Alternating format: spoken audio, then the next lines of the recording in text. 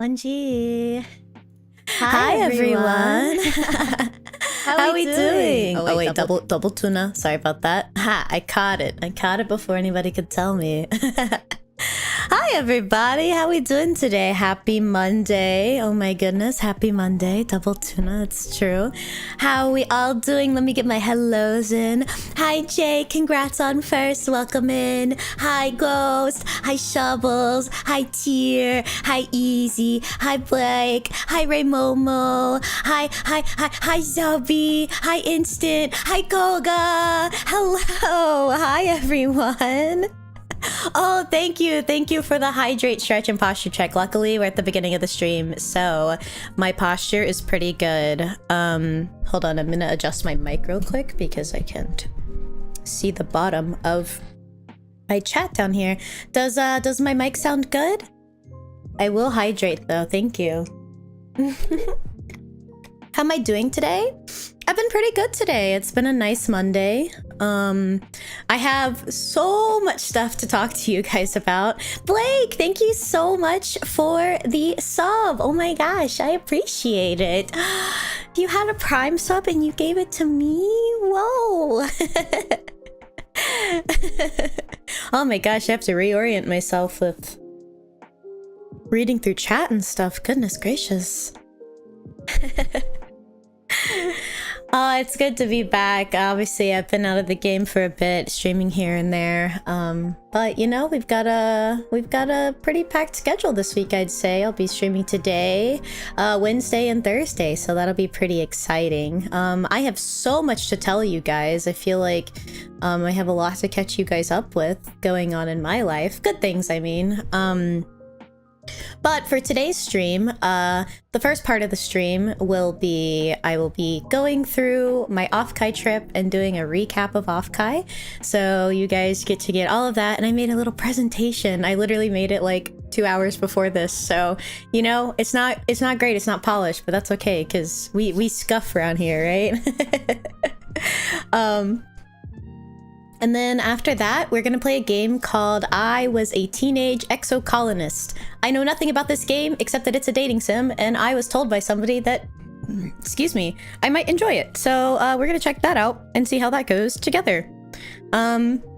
Wednesday of this week, we'll be playing Fields of Mystria. The 1.0 came out, which I've been waiting for so long, so I'm like really excited to play that and try that out. And then on Thursday we'll be playing some Final Fantasy. So if any of you guys are Final Fantasy players, there's a campaign going on right now where if you watch somebody streaming Final Fantasy and I think you gift 3 subs or something like that, you get the gay horse mount, gay unicorn mount. So that'll be something that you can get.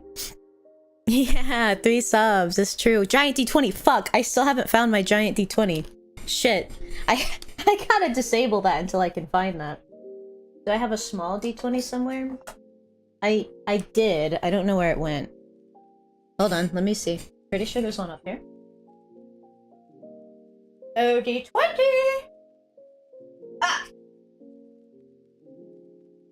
I did find a small D20. It's not the giant one.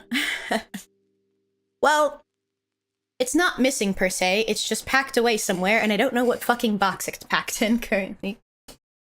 Are you saying you have a spreadsheet of your offkai adventures? I have a Google Slides presentation of my offkai adventures. OMG, hi, Surdy, welcome in!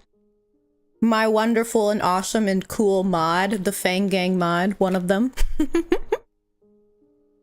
Oh, Primals, let me roll this.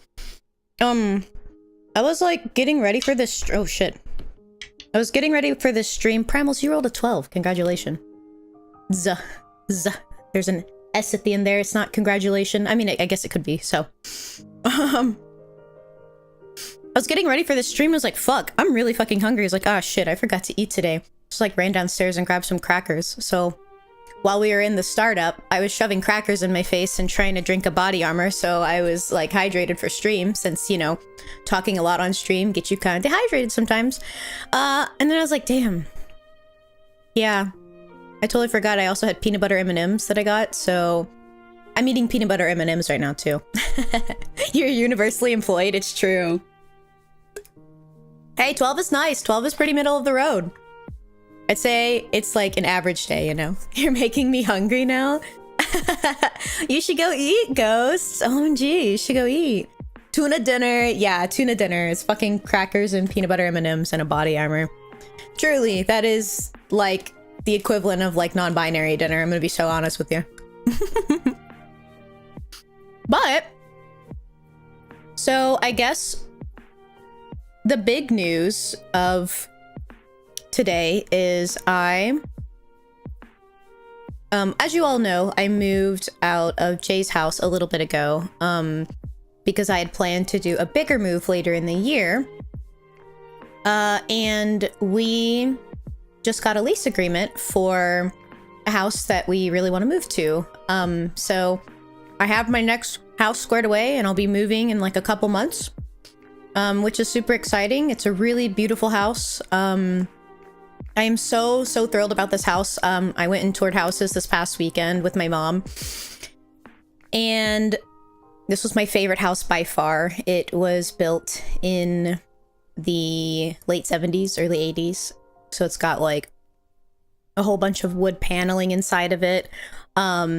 Just like one of those older, more country looking kitchens. It's just a beautiful house, and there's a swimming pool, so I will get to go swimming whenever the fuck I want. So I'm so excited to move later in a few months. So there may be a week where I don't stream because I'm getting everything moved, but we'll see when we get there. But yeah, I'm really excited. Next big chapter for me. I will be moving out of the city I have always lived in for my entire life.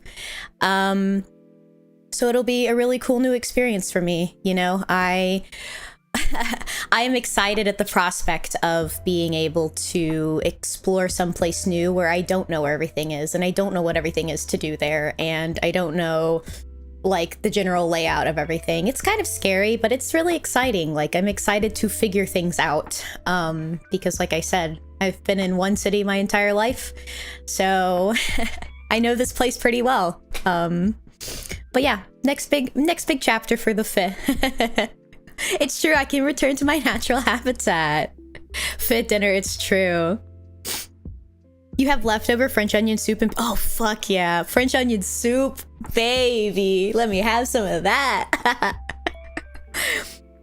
Thank you, Easy. Thank you. Becoming a burr fit, not a city fit. It's true. My new house is in a little bit of suburbia, so I am quite thrilled. I have I am still staying in Texas, but I have a super HEB, like super close to my house, so very excited for that. But yeah, I hope that everything goes well for me. So we'll be there for at least the next few years, and then who knows after that. I mean, I've always wanted to get out of Texas. I say always. For the past few years, I've really wanted to get out of Texas. I'd like to go maybe to the Pacific Northwest, or just somewhere with more to look at and more to do outside, you know. But at least for the next few years, I will still be in Texas, and then we'll see where we go from there. Time to plan a moving party. True. Hey, I have a game table. We could all play Magic. You're gonna have to munch and crunch later. It's true. You miss HEB so much. Don't worry. I can... If we get enough people on board, we could just pick an HEB up and bring it up to you. One of these days, I want to move back into the city because I miss Chicago and I never wanted to leave, you know? I wish you the best of luck. I've never been to Chicago, but I've heard it is, it's pretty awesome for somebody that's never been. To an island, maybe. It's hotter up in Chicago than it is down there. Is it? What degree is it in Chicago right now? Because it's been in like the hundreds. I think it was 107 the other day. 110. You're rapidly approaching with your rat deck. Oh god. I do still have to figure out what in God's name can I play against your rat deck? D&D with the Fang Gang? Maybe. Real, it feels like 100 right now. Yeah.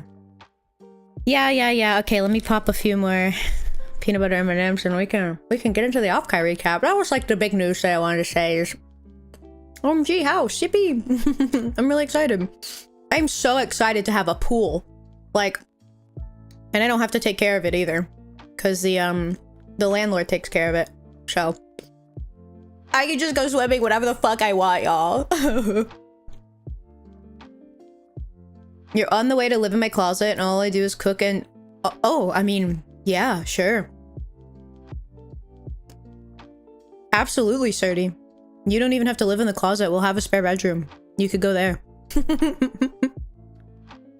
Also, it looks like my mic is peeking out a little bit. Hold on one second.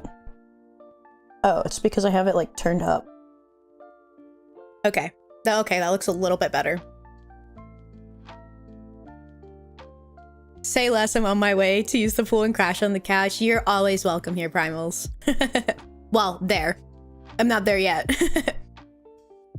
You just heard thunder after having scorching hot weather. Welcome to the UK. I will say, it is kind of stormy here right now. There was some thunder bits earlier that, like, shook the whole house. So hopefully my power doesn't go out, but if I disappear suddenly, yeah. I'll tell all my employers I live in their closet. It's a double entendre. Yeah. All right. Do you guys want to hear about my offkai trip? I'm so excited to tell you. It was fucking awesome. OMG, yeah? Okay. Let's port over to the offkai slides. Can I press this? Oh, I can. Excuse me. All right. Oh. Ignore. All right. Offkai 2026. Like I said, I worked so hard 2 hours before this. Yo, Lord Eudemus, welcome in. Hope you have a good time while you're hanging out with us. How many people got to see Made Toona and Toona IRL? Quite a bit. Quite a bit of people. Alright, so I'm probably just gonna be yapping the entire time we go through this. You know me. You know it, you love it. You got the yappy fish today. So let me take a sip of my body armor before we get into this.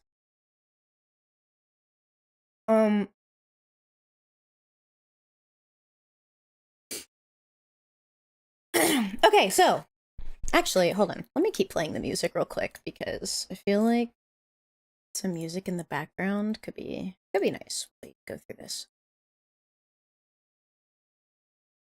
Oh, music is muted. There we go. Chicago is the most bipolar city in the country. Some places are really cool and affordable. There's NYC with the crazy apartments. Crackhead gang areas no one wants to deal with. Yeah. I mean, that's kind of how most big cities are, you know? I mean, Houston's the same way, New York City, LA. I feel like they all have their pros and cons, you know? The pretty side and the not so pretty side, of course. Alright. Offkai. So, this was my first time to offkai ever, which, if you don't know, offkai is a VTuber convention in San Jose, California. And, like I said, this was the first year going. I went with the Fang gang, the entire Fang gang, we all went, and we also went with our good friend Montoma, and our good friend Cinder, and our good friend Geek Boy, as well as Jay's husband, John, Uncle John, as you all know. But that was our little group that took over offkai 2026, so to speak. And as you can see here in this picture, this is me in front of the offkai banner on Saturday of the con. I did dress up as Toona and was running around. I have to tell you guys about the hair fiasco I had right before the con. So normally my hair, okay. Toona, the design of Toona is just based off of me IRL, okay? Now granted, I did put Toona in some clothing that like I would ideally like to wear, but don't normally wear. You know, I typically do wear the big oversized sweaters, but as for like the sweater vest and all that, I don't normally wear that. But Toona's hair, the glasses, everything else is pretty one-to-one with me IRL, okay?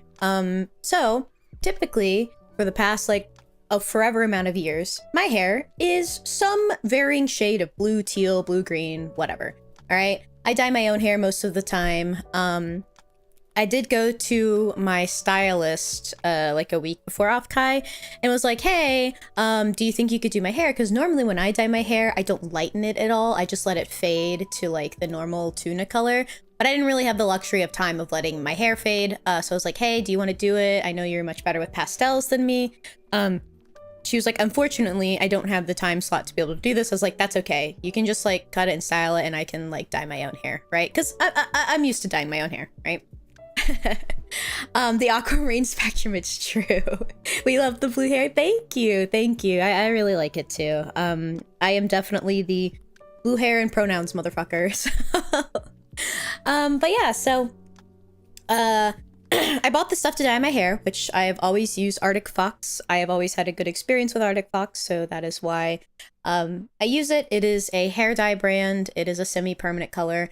I know not everybody has good experiences with Arctic Fox, but I've never had an issue with it, and it smells really fucking good. So I bought my normal colors, which normally I mix the blue that they have, like the aquamarine blue, and I mix a green with it. So my roots were super grown out, so I had to bleach my roots first, okay?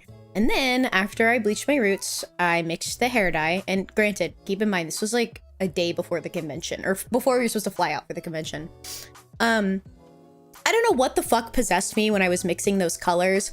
I mixed so much more green into it than I normally do. So I dyed it and I went to sleep because I was like, I'm just gonna let it dye overnight. Not process. I'm just gonna let it dry and sit overnight. I'll wake up in the morning, reassess then. I woke up the next morning, the day before we were supposed to fly out. My hair is like fucking grass green. Bright ass green. I was like, no, what happened? It's like there was no blue in this. So I put a new coat over it of dye. I used way more blue this time. It still came out a little bit too green. So then I had some like color stripper and I was like, okay, maybe I'll just put some color stripper in, because I do feel like if this were to fade right now or some of the color were to be taken out, it would actually be the perfect tuna color.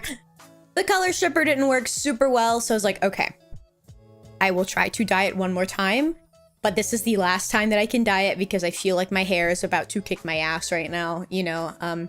If you don't know, hair dye, bleach, and all that are chemically based products for your hair. So when you put them in your hair, it is very harsh on your hair. Luckily, my hair is very nice to me most of the time whenever I dye it, but bleaching it, dyeing it 3 times in a row, and putting color stripper in it, which is another bleach based product, bleh, not good. My hair was pissed at me. So I was like, whatever comes out after this, I'm just gonna have to roll with it. It still was a little bit greener than I wanted it to be, but it was as good as it was gonna get. So my hair was not quite as blue as I would have preferred it. But it's okay. Country boys make do. But anyways, yes. On Saturday, I did run around dressed up in the tuna fit. I had a little tuna fish bag, which you can see hanging on my left, maybe hip. I don't know my directions. But yeah. So day -0, which was Wednesday. This was Wednesday before the con. This was the day that we flew out. It was me, John, and Jay that flew out. And if you don't know, I have an extreme fear of flying. It is the reason that I always drive everywhere. It's the reason I've never been out of the country. I am so scared of being in an airplane. No, it is not a fear of heights. I don't honestly know what it is. Funnily enough, the most comforting place for me to be in an airplane is at the window seat looking out of the window because it calms me down. I don't know why, but that's how it is. But I really wanted to go to offkai, so I was like, I'm gonna be so fucking brave. Plus Jay was there with me and she held my hand every takeoff and every landing, so that was very nice. I did also get some really cool pictures outside of the plane. So the picture on the far right was when we first entered California, which that's crazy to me because I live in flat ass Texas, so I don't ever see mountains ever. So that was really cool to see. I hate taking off and landing because it makes me sick. Yeah, the takeoff and the landing were a bit rough. It did make me feel kind of like, oh god, my stomach is dropping. But I think my favorite time in the plane was once like the seatbelt sign went off and we leveled out. I was doing good after that. And luckily we flew Delta, so like we had free Wi-Fi in the plane, so I was able to connect and like talk to my friends while we were flying, which all gave me wonderful reassurances that I would be okay and not explode and die. But unfortunately for me, when we flew in, we had a connecting flight, so I had to get on 2 different planes because first we landed in LAX, and then we flew into San Jose from LAX. So your fish was on 2 planes. The picture right next to the one on the right, the other plane picture, is when we were flying down into San Jose when we were landing. I just thought it was really cool. I love seeing like things from a bird's eye view. I love watching like the cars look like little ants, you know, and everything. So the shirt on the Taigi art.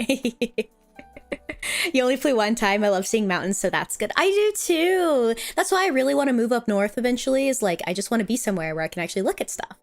So this picture over here is after we landed in San Jose and we met up with Taigi. We were all very tired from traveling, but it was like a really fun time. And then the picture above is Taigi pointing to a Pete's Coffee in the airport. So thought that was very cute, very funny.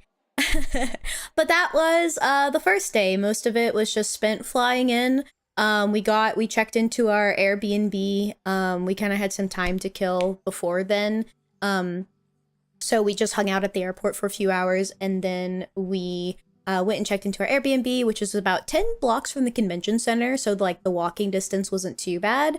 I did make an oopsie whoopsie because there's this really cool place that I'll get into a little bit later in the offkai adventures called the Guildhall, which is like this really huge like gaming cafe. They had, you know, like an internet cafe, like a LAN cafe, but they also had like a really big like event space bar with like board games and stuff like that. It's like, oh, this seems really cool. We should go check this out while we like walk downtown, because we wanted to explore and everything.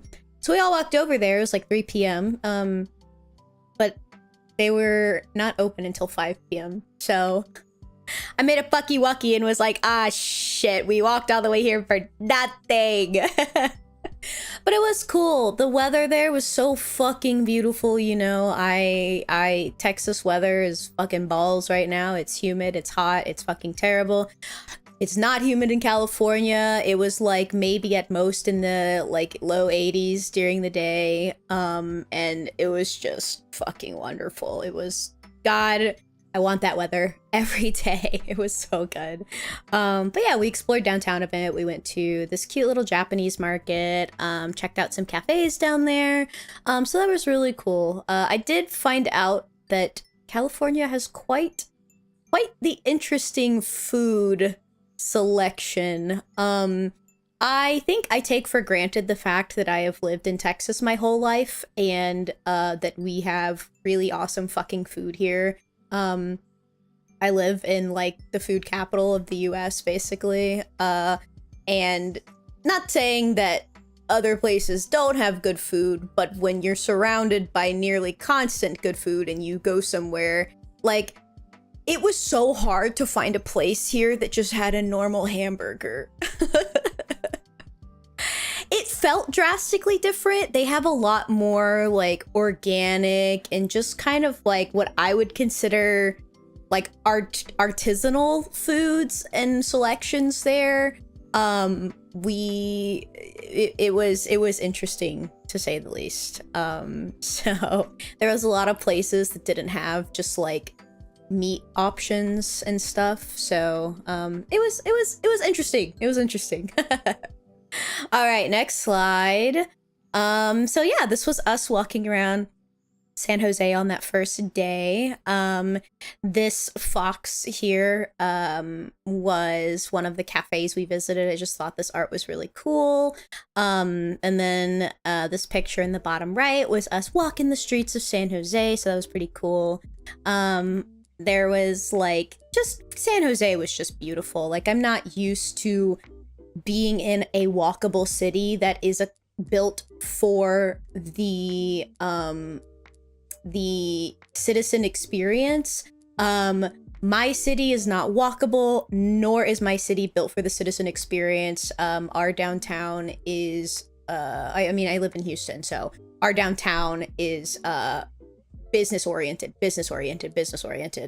You could very much tell that the downtown of San Jose was very much oriented towards the people that lived there, which was super fucking cool. And then in the bottom left was the Guild House. This was that cool place that you know, the gaming cafe, and it's actually where most of the after parties were held at on all days of the convention, and a lot of VTubers would just go there at night and hang out. So it was like a really cool just like hangout spot for a lot of people. So I was there most of the nights until like 1 or 2 a.m. when they closed. So it was a really cool place. Why have a normal hamburger when you get a gold dusted pure diamond? Literally. Also, hi, Vex. But like, bro, we went to a place that had like a fucking peanut butter hamburger. What? Huh? What are you talking about, peanut butter hamburger? And listen, I have some heinous food opinions according to some people, but I don't know if I would try a peanut butter butter wagyu. Yes, it was crazy. It was crazy. There's a lot of places in California I want to see. Newport Beach, Huntington. Yeah. I've been to California only once before, and that was about 10 years ago. And we drove all up the coast. So I definitely think it is worth seeing. Honestly, I've said this before, I'll say it again. I would totally live in California if it weren't so fucking expensive to live there, truly. But I think California is good in a lot of ways. So, you know, Schweed is legal there, and so we visited a dispensary, and I bought a little something, and it was really cool. It was really awesome. The process was interesting. It gets pricey. Yeah, I mean, there's so many beautiful places in California, and the beaches there are really nice and everything. It's just like, bro, like the house I currently live in would be, I don't know, you pay like $1 million there to live in like a fart of a home, you know? It just, I couldn't do it. I like having my space. It's making your ass itch and giving you diarrhea. Go to the bathroom. So another thing is the whole gang got these matching bracelets. It was really cute. It made me feel super happy. This was my bracelet, but we all got matching ones with our names on them and beads that were themed after each of us. So I thought that was very sweet. 100 grand per square foot for some. I'm saying it's crazy. How the fuck? How do they do? I don't know how they do it there. But I got to finally meet so many of my good friends when we were there. So day -0 or day -0, so Wednesday and Thursday both, which we'll get into Thursday, but I went out with my good friends Koga and Killer Kiyama and Shun Kairo and Pax. Got to finally meet them after so long of like being good friends with them online and everything. So we went out and we had a really grand time. They were just a wonderful, wonderful group of people. I felt like I had known them for years. So we had a really good time. They took me around the city a bit. We went out to eat at several places and hung out.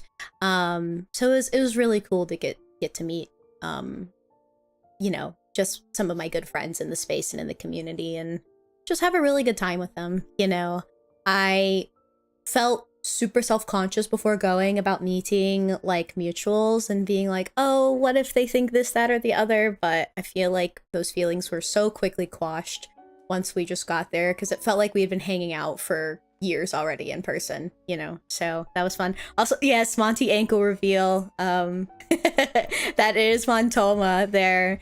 And then, like I said, we have my friend Pax.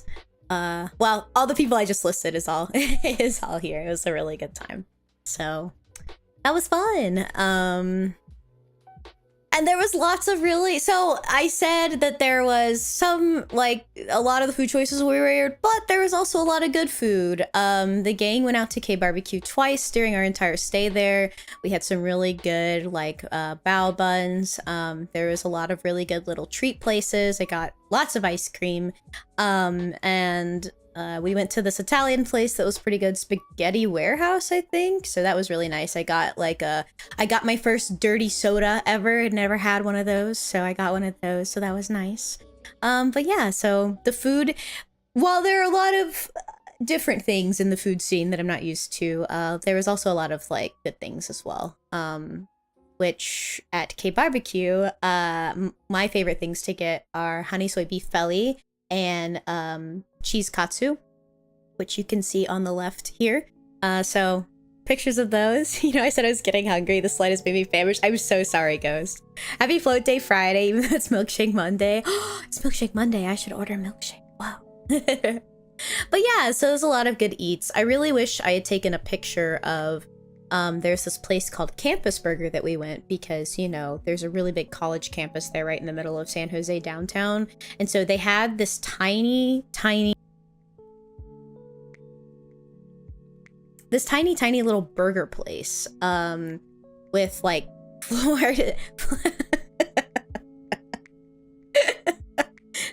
sorry. Floor to ceiling windows. Okay. I'm gonna keep it a buck with y'all. I paused there because I muted my mic because I just ripped some crazy ass and I was just trying to play it off even though you guys didn't hear it, but the mic definitely picked it up. Like I saw the slider like shoot up crazy style. I was like, damn, I didn't notice that.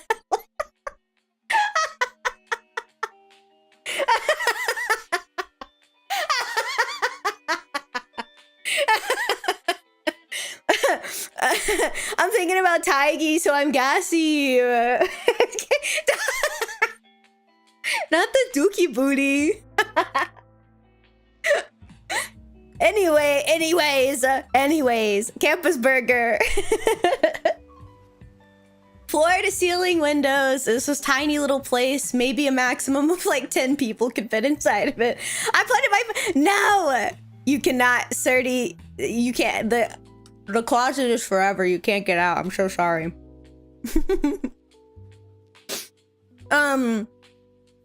It was like $1 for a hamburger, $2 for a cheeseburger. Now, granted, I'm gonna be so real with you. That hamburger was probably made out of rat meat, but goddamn, was it a good fucking burger. So we went there several times while we were there because it's like, felt like the only fucking place in the city to find like a halfway decent burger. So the dish on the top left, this is cheese katsu. It is like a really thin slice of chicken wrapped in cheese and deep fried with panko, and then the little sauce with it is katsu sauce. You did not wait, you did not know Taigi was a black queen? Are you saying you didn't know Taigi was black? Or am I missing context here?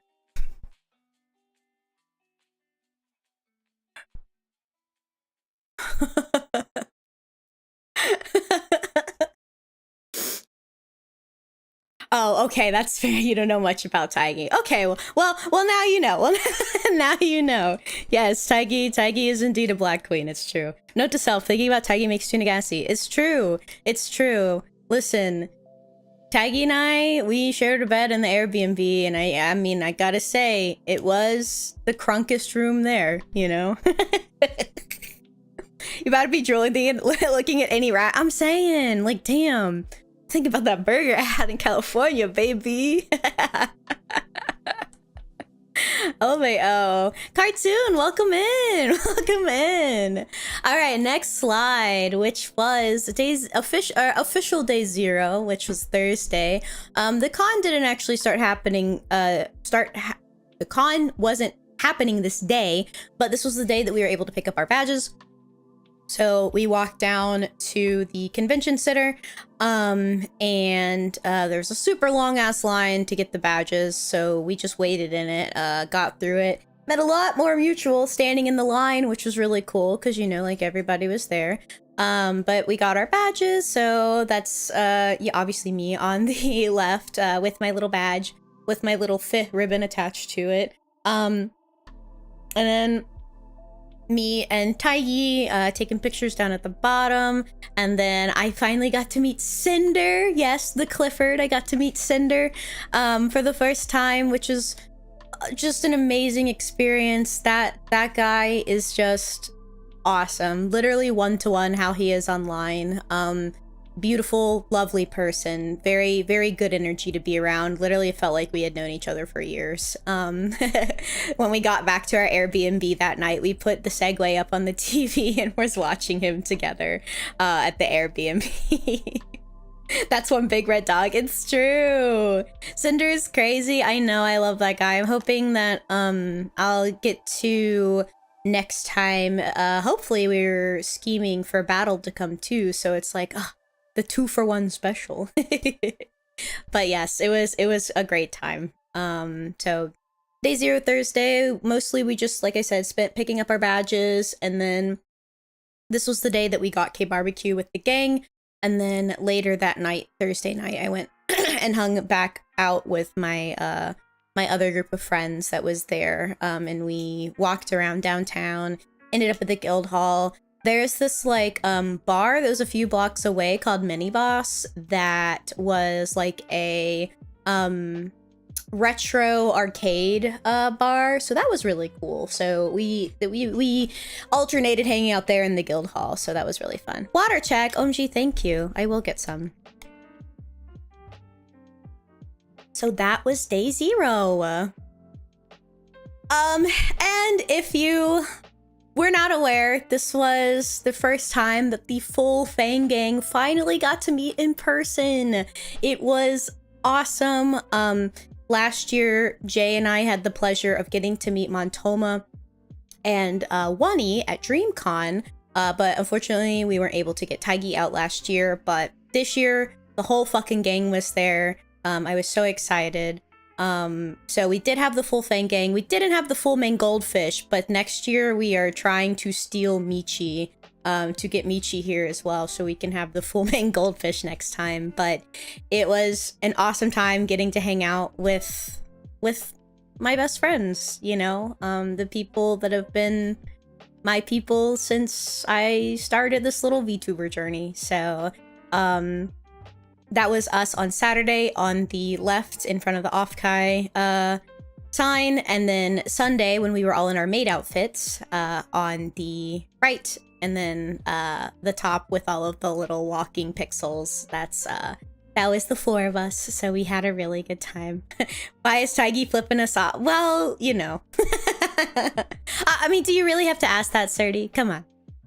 Mini Boss is fire.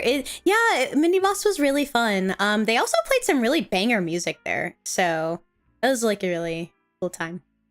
But yeah, looks like y'all are having a great time. We were. It was awesome. I was so fucking sad after we left because, like, oh fuck, the post-con depression hit me hard, you know. But I think it was just good. It was just really good. And you know, in addition to that, we had a lot of just good friend times in general. We did a lot outside of the con. There is just a lot of like really wholesome moments that we had together. The phones was with my other friend group that I was hanging out with on and off there. So we did the cute little models in a circle thing. And then some other pictures here, some of our eating adventures. You guys can't actually see one of the campus burgers in that picture on the far right. So we like walked over there super late one night and we were all like sitting eating campus burger like outside on a curb. I had a milkshake from there. And then the J picture that is here, when we went to the spaghetti warehouse, there was a lamp that looked like her ears. So I got a picture of her standing in front of it with her big old bat ears, and I thought it was really cute. Then at the top you can see Cinder with the giant fishbowl. What's it called? Soju, the fishbowl soju at the K barbecue place. And then on the far left, that was when we went to round 1, which there's actually a separate slide for that. And I will talk about that there, but that's the gang kind of watching me as I played the fucking Castlevania coin pusher. But I'll get into that in a couple slides. But yeah, it was just a lot of good times all around. Ooh, excuse me. And so the actual con itself, I got to meet so many of my mutuals and even non-mutuals, just like other VTubers and streamers that I like looked up to and everything. I made a lot of new friends, got to finally like talk with some people that I had known about but maybe was a little bit too shy to reach out, but we talked in person and it was just a really good time. I feel like it was pretty easy for a lot of times people came up to me because obviously none of us know what each other looks like, but a lot of times because of the bright blue hair with the fucking floofy on top, somebody would walk up and be like, OMG, are you Toona? And I'd be like, yeah. And they're like, oh, I'm such and such. It's like, OMG. So luckily for me, a lot of like my moods were able to find me and everything, but it was just super fun. I got to meet Dougie finally. So I got to meet Dougie and some of the like Aussie VTubers, which was really cool. I got to meet some of my friends from like another VTuber friend group. I got to meet one of my very first mutuals in the community, Star Prism. She was so lovely. In the top right hand corner, the picture of me and Jay, that is Prism in the middle. She was dressed up head to toe in like Decora and she looked awesome. She was such like literally one-to-one like how she is online, just very bubbly, bright, colorful. This was really cool. I finally got to meet Plotty and I got to meet Kitsu and just so many of my friends. I was just really excited to be able to meet everyone. I told myself before I went on this trip, I am going to take pictures, goddammit, because I used to take a lot more pictures when I was younger and in the cosplay scene, but I've noticed in recent years I have not taken nearly as many pictures as I used to, and it, you know, it makes me sad, like, where are all these memories gonna be at? So I told myself I'm gonna take pictures while we're here, so I did take a lot of pictures while we were here, and it was nice. It was really nice. Dougworth, love that dude. Dougie was one-to-one how he is online. I'm gonna be so honest with you, like, Dougie is exactly how you'd expect him to be, and he was awesome. I will say to Dougie's credit, he gave really awesome hugs. Dougie was a really good hugger. Every time I saw that guy, I was like, come here, time to get a Dougie hug. A Doug hug, if you will. But yeah, it was great. It was a great time. Prism is a ray of sunshine. Absolutely, she's wonderful. The one whose hair is stained blue is the blue one. Literally. Well, yeah, he's a bear, silly but oh my, yeah, you're so right. You're so right. So yeah, I don't really have much else to say about the con itself. I mean, it was fun. Most of what I did was just run around. On Sunday, I did go into the artist alley and I bought some things. I mostly bought stuff for like a lot of my friends because most of my IRL friends have like Oshis and stuff like that, so I was looking for art for their Oshis, but I got myself a few things as well. There was some League of Legends, really nice merch there that I got, and then I got some Project Hail Mary merch that was really cool, so that was a nice time. You have to learn how to give good hugs. Yeah. So post-con day 0, which was Monday, the gang kind of had one last hurrah on Monday, and it was just us. We went to round 1 and we did K barbecue again that night. I got very addicted to the Castlevania coin pusher machine, which it's not technically a coin pusher, it is a marble machine, but it's the same difference. I spent hours at this fucking machine, and Wani and Montoma basically just like hung out with me watching the whole time because like it was just so enrapturing. Which if you don't know, these coin pusher machines in arcades, obviously you can get like okay, let me preface this by saying I don't play arcade games with the intention of like getting points. I don't really give a shit about like the points at arcades. I just like playing the games. Okay. But from a point standpoint, the points on this machine is like, okay, well, you have like the normal points that you can get from like dropping balls or the special whatevers. But there's cards in these machines, and once you get certain combinations of the cards or a full set of the cards, you can like turn them in for a fuckload of points. So in that top picture and then the card spread arm underneath it, you can see how many fucking Castlevania cards I got, which I wasn't actually mad, but I was so irritated because I was playing this game for hours. I was literally only missing one card, which was the card I wanted the most because it was one of my favorite Castlevania characters, Soma. And I was like, damn, it's just not dropping or yada yada yada. So like I literally had like a stack of cards, and I went up to like the guy and I was like, hey, can I trade these in for just like literally that one card? Like, you can have all of these. These are more expensive than that card. I just want the one card because it's the character I really like. He's like, I'm sorry, we can't do that, which I totally understand. He didn't want to get in trouble. That's fine. But it's like, God damn it. So a bit spitefully, I took the entire stack of cards with me because I was like, okay, well, I'll just take these with. They're actually sitting on my desk right now. I'm looking at them. But I am gonna save them for the next time that I find myself at the Castlevania machine. And hopefully I can get 2 copies of that card so I can like turn them in for all the points. So I do have the money spread. And then the little skull guy with the bones that you see is the little Bleebos that I won. I won one of him and one of his son in the arcade machines. And then on the far right, you can see Taigi with this really cute little Taigi themed kitty cat that she got out of one of the machines. So it was a good time. It was a fun time. I love round 1. I have a special Rilakuma card for there. So listen, me and round 1, we like that. You can't see this, but I'm crossing my fingers tightly. League of Legends, down boy, down. Project Hail Mary mentioned, yeah. I can post in the Discord later the 2 pieces of Project Hail Mary merch I got. They're very cute.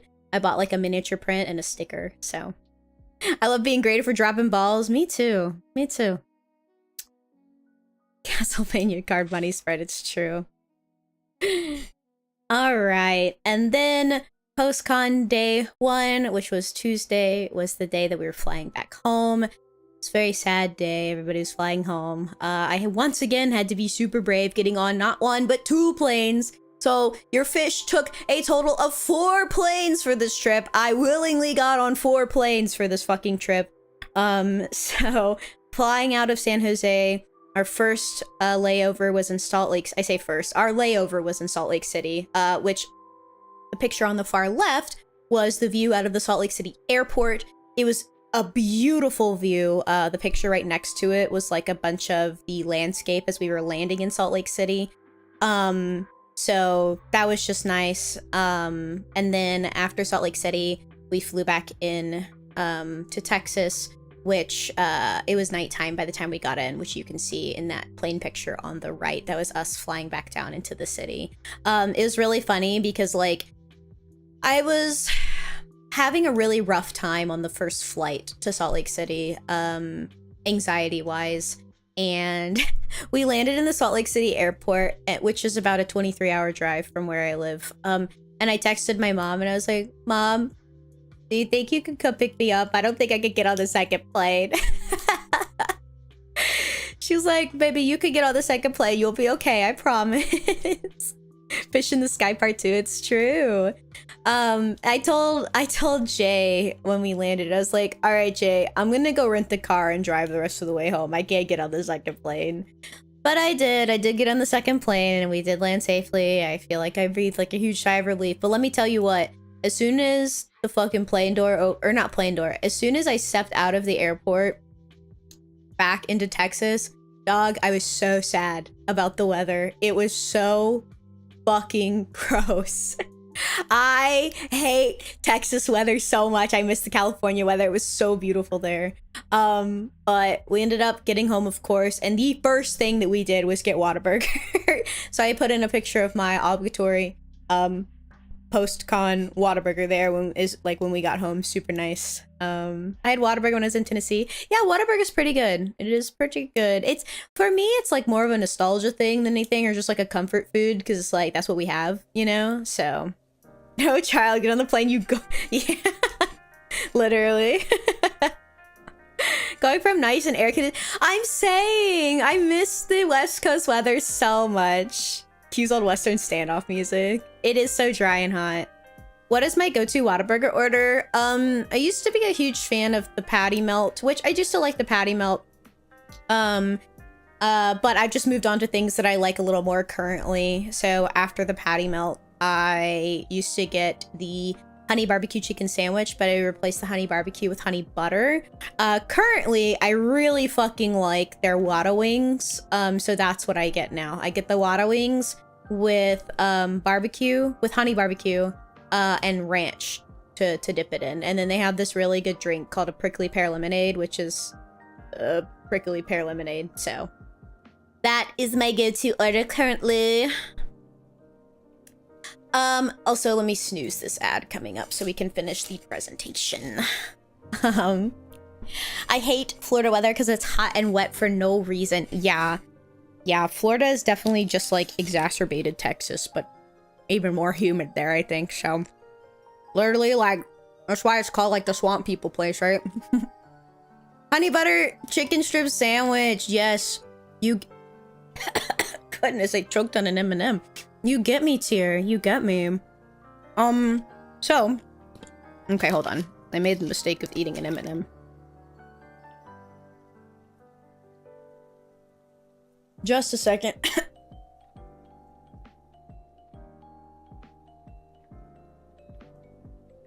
M&M do have hands. It's true. So, I got so many goodies at the con. So, if you are not aware, I'll explain a few things first. So this isn't unheard of at some conventions. Some conventions do it more than others, like anime cons, gaming cons. But if you look in the very top left corner and see the little FI ribbon, this is called a badge ribbon. It is basically just like one of those, you know, just those little ribbons that you get and people attach them to the bottom of their badges, which you can see in the center of the larger pictures. I have mine, Tiggy's, and Jay's on my badge because that's what I walked around with for the con. But it is just kind of like a con goer practice for offkai specifically to hand out ribbons, either themed after your VTuber or with some sort of like meme or shitpost or something on them, and just hand them out and trade them for free with like other con goers, other VTubers. So the FIT ribbons were my ribbons that I handed out, and then as you can see on the far right hand side of the picture, that was the stack of ribbons that I received from other people. A lot of people handed out business cards, which you can see taking up the entire rest of that picture on the right. So I got a lot of people's business cards and just like general goodies and stuff. Most of them are from my friends, but some of them were from new people that I met and got goodies from. So got a lot of ribbons, business cards, and then on the left-hand side, larger picture, was all of these stickers that I got. These were all stickers that were handed out or traded to me for free from like my friends, moots, just people that I met for the first time and ran into. So it was really cool. It was really fun. The ones that I handed out were obviously the FIT ribbons, and then in the upper right-hand corner, those were the stickers that I handed out. So I had a tuna fish variant sticker, and I had a just regular tuna variant sticker, and then I had my little screaming Bleebo, which the Bleebo was the most popular sticker, funnily enough. And also the FIT ribbon was also really popular. I had people like that I would just like meet randomly, and we'd just get to talking and be like, oh my gosh, let me give you some goodies. And I'd pull out the FIT ribbon and they would say, oh my gosh, you're the person with the FIT ribbons? I have been trying to find one all weekend. I was like, that's crazy. So I don't know. I gotta one up myself next year, or maybe I'll make them merch. Although I don't know how well like a ribbon would be for like merch. Plus, like, I definitely don't feel like a big enough VTuber to have like a merch shop or anything right now. But I guess some maybe sneak peeks for possible future things, stickers wise and ribbons wise, could be kind of cool. But yeah, I got so many goodies and it was so exciting. So like I was kind of trying to figure out what to do with all these, because you know, I don't want them to just go to waste or anything like that, and I don't want like all the business cards to just kind of like sit somewhere and never be touched when there's so many like lovely arts on them. I was honestly kind of thinking of making like a miniature scrapbook about offkai and like putting all of this stuff in there, but I don't know, we'll see. So yeah. I had the sweet and spicy bacon burger and nearly had a heart attack because I asked me to Pepsi instead of Sprite. You can't drink heavy. Oh my gosh, I am so glad that you're still here with us, Easy. Yeah, it definitely does suck. Cartoon. There's no Waters up here. Luckily, so for Whataburger, I think they've done a pretty good job of expanding outside of like Texas, and they're slowly creeping up north. So maybe they'll reach you eventually. Fit Collectibles is true. Fit sponsor, Fit Lanyard. That's right. That's right. Be like Jay and Ko-Fi merch for a while. Yeah, I can look into it in the future if it's something people are interested in, but I just want to be, I don't know, I just don't feel like I'm big enough for that yet, or you know, I don't know, it's just me getting in my own head, but maybe a little bit in the future. But yeah, these are all the goodies I got. So this is the last slide. Overall, it was a wonderful, amazing time. This is a picture of the whole gang in front of the offkai. Sandy. It was a wonderful week. I would say weekend, but we were there for about a week. I was really sad coming back home, but I really look forward to the next one. So it was a really good time.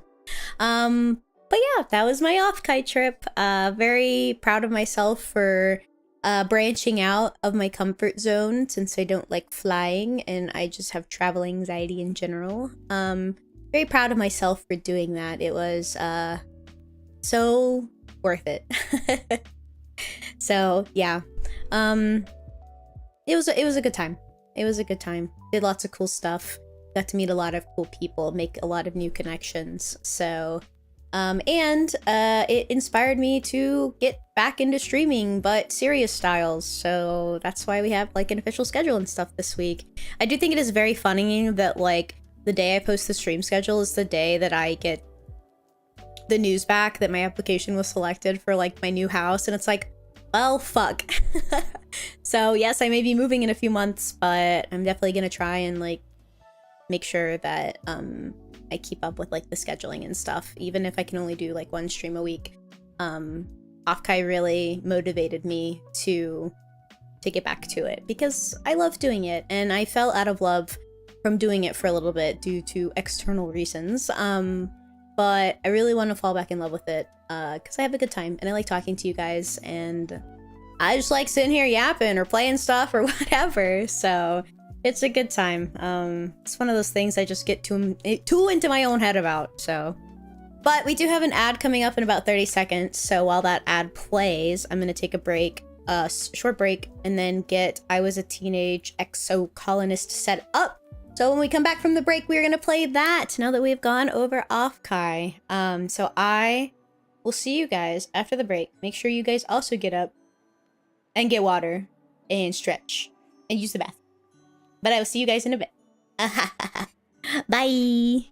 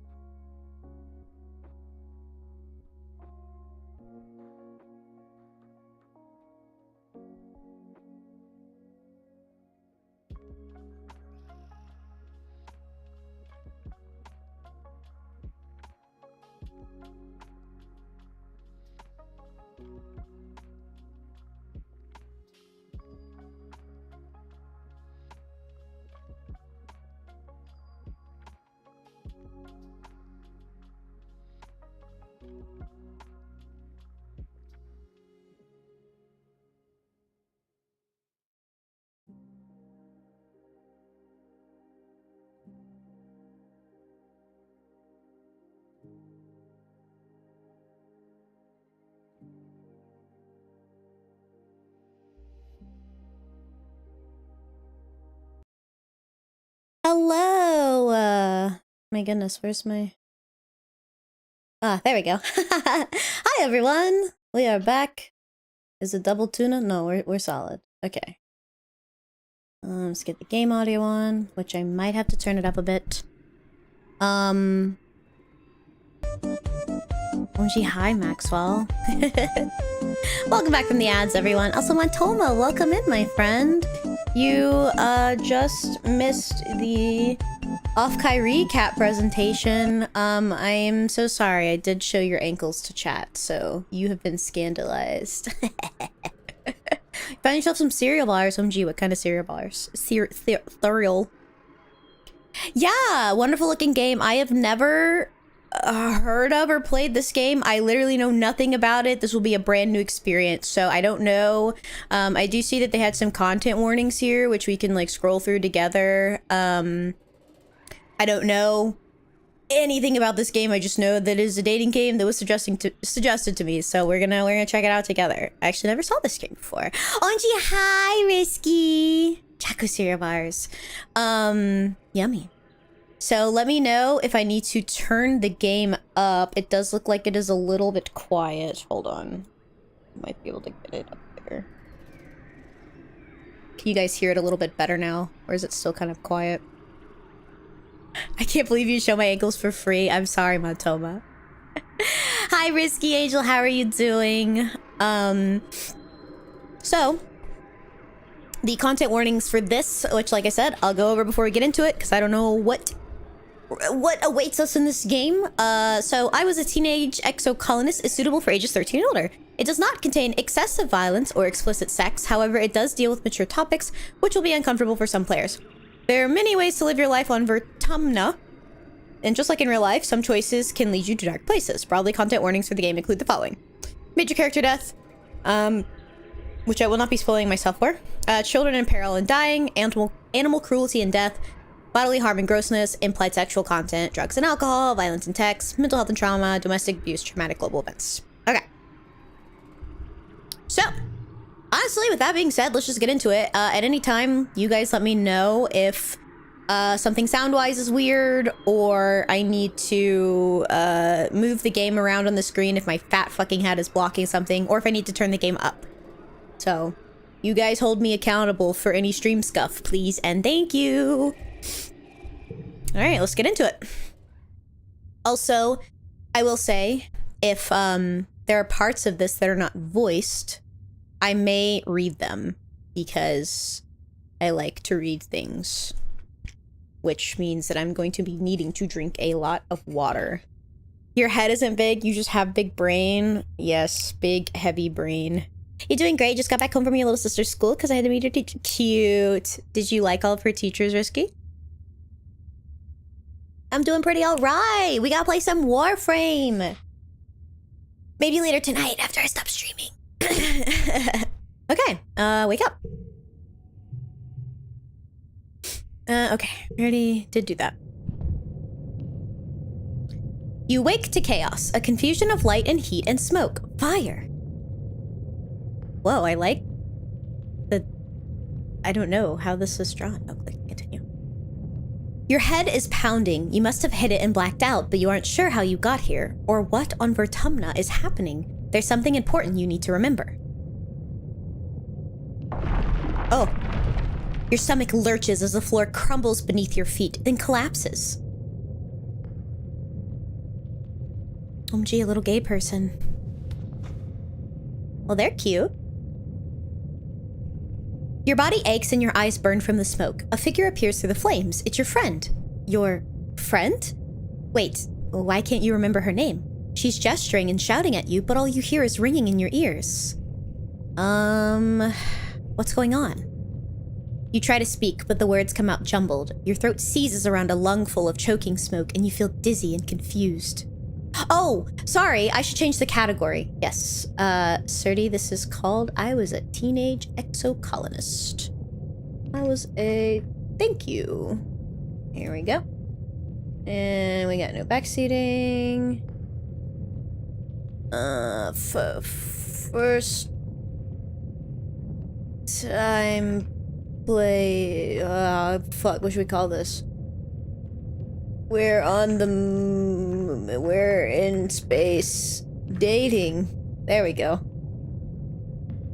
Alright, I should have gotten the stream category updated. No, why didn't it update it? There we go. Now it should be updated. That was some strong wind. I'm glad her teachers are nice. Warframe mentioned, absolutely. Well, yeah, I'm a fit, of course. Cat already on it. OMG, hi, Jet. Hi, Jetto, welcome in. Thank you for updating. All right. How you doing, Jetto? Jetto Divo. Your friend pulls you out of the rubble. She throws your arm over her shoulder and half drags you towards the door. Through it, you see a deep, eerie twilight, dark blue and cold against the heat of the fire around you. Glow season. Do you have access to the game command? I don't know. Is there a game command? There's not a game command. Oh, I lied. There we go. Do you have access to the game command? Do it. Hey, try it. I don't know. Maybe. Ah, yo.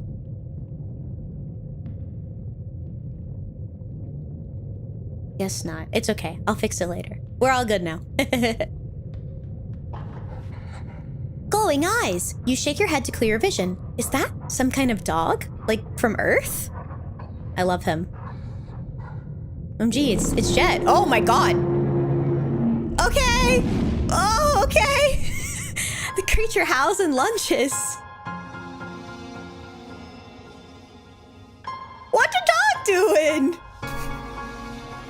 Okay. Bad and evil dog, I see. Bad and evil dog. Whoa, the music. Hello?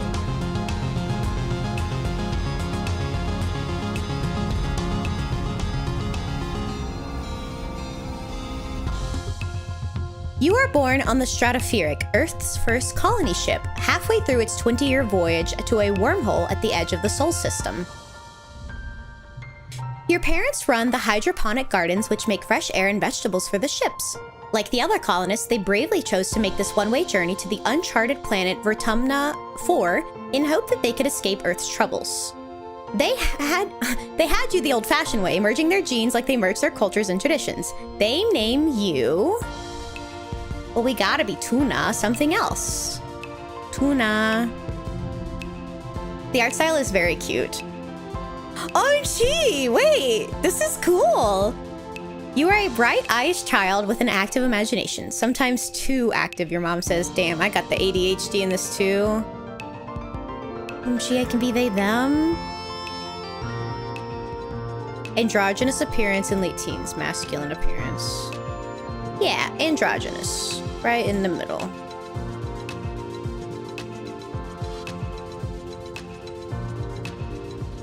Toona hair! It's true! This is so cool! You have vivid dreams of things you've never experienced. Dirt under your feet, skies overhead, endless jungles and strange animals. You wonder if this is what Vertumna will be like. This is so cute! Every child on the stratospheric is given one genetic enhancement. By age 6, you see the first signs of yours. Eagle eyes, extra fingers, absorbent brain, super strength, calm temperament, nothing at all. Well, you gotta go with absorbent brain. Also, is the game music too loud? Do I need to turn it down a bit? I feel like it is, but I could be wrong. I'll go with absorbent brain.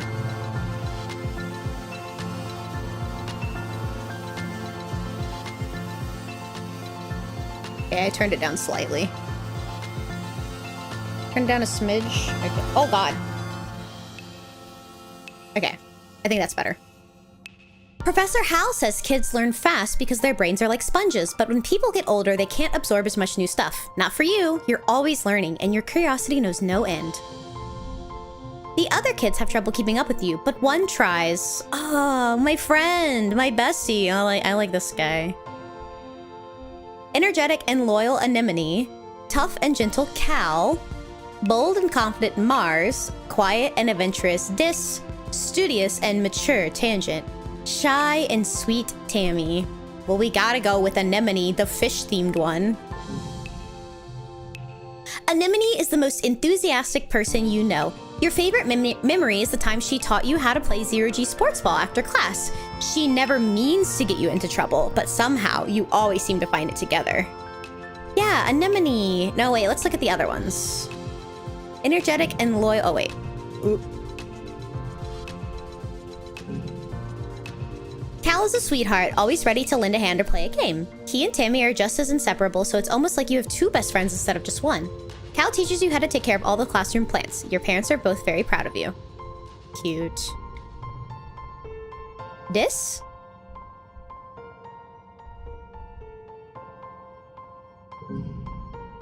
Mars is a natural leader. Whenever you're all playing together, Mars is the one who comes up with all the ideas. She can be a little bossy, but that's part of her charm. She always organizes fun stuff for the kids after class. You're both founding members of the Secret Fun Times Club. You don't trust Cal? Quiet and adventurous Dis. Unlike his studious twin sister Tangent, Dis sits at the back of the classroom and doodles on his holopalm.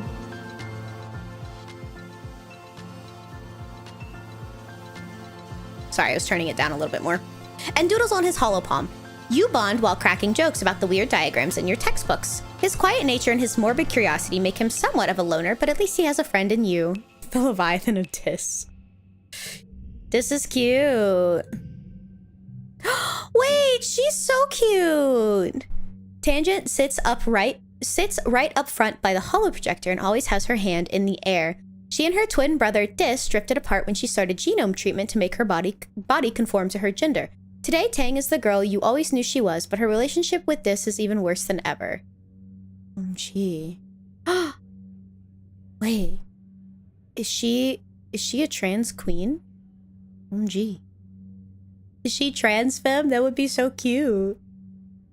Yeah! This is an iPad kid. OMG, he's an iPad baby. I do still think I'm gonna go with Anemone just because their name is Anemone. Anemone. But they're all very cute. You're 10 years old when the ship finally reaches the wormhole. Professor Hal says it's like a doorway to other star systems, with the planet Vertumna 4 on the other side. You run emergency drills for months to prepare. When the day finally comes, it starts with a rumble, then things start to slide off the tables. You hurry to gather near the escape pods just in case. The emergency area is crowded with families. It's going to be fine, Toona, your dad soothes. Wait. I gotta do a voice.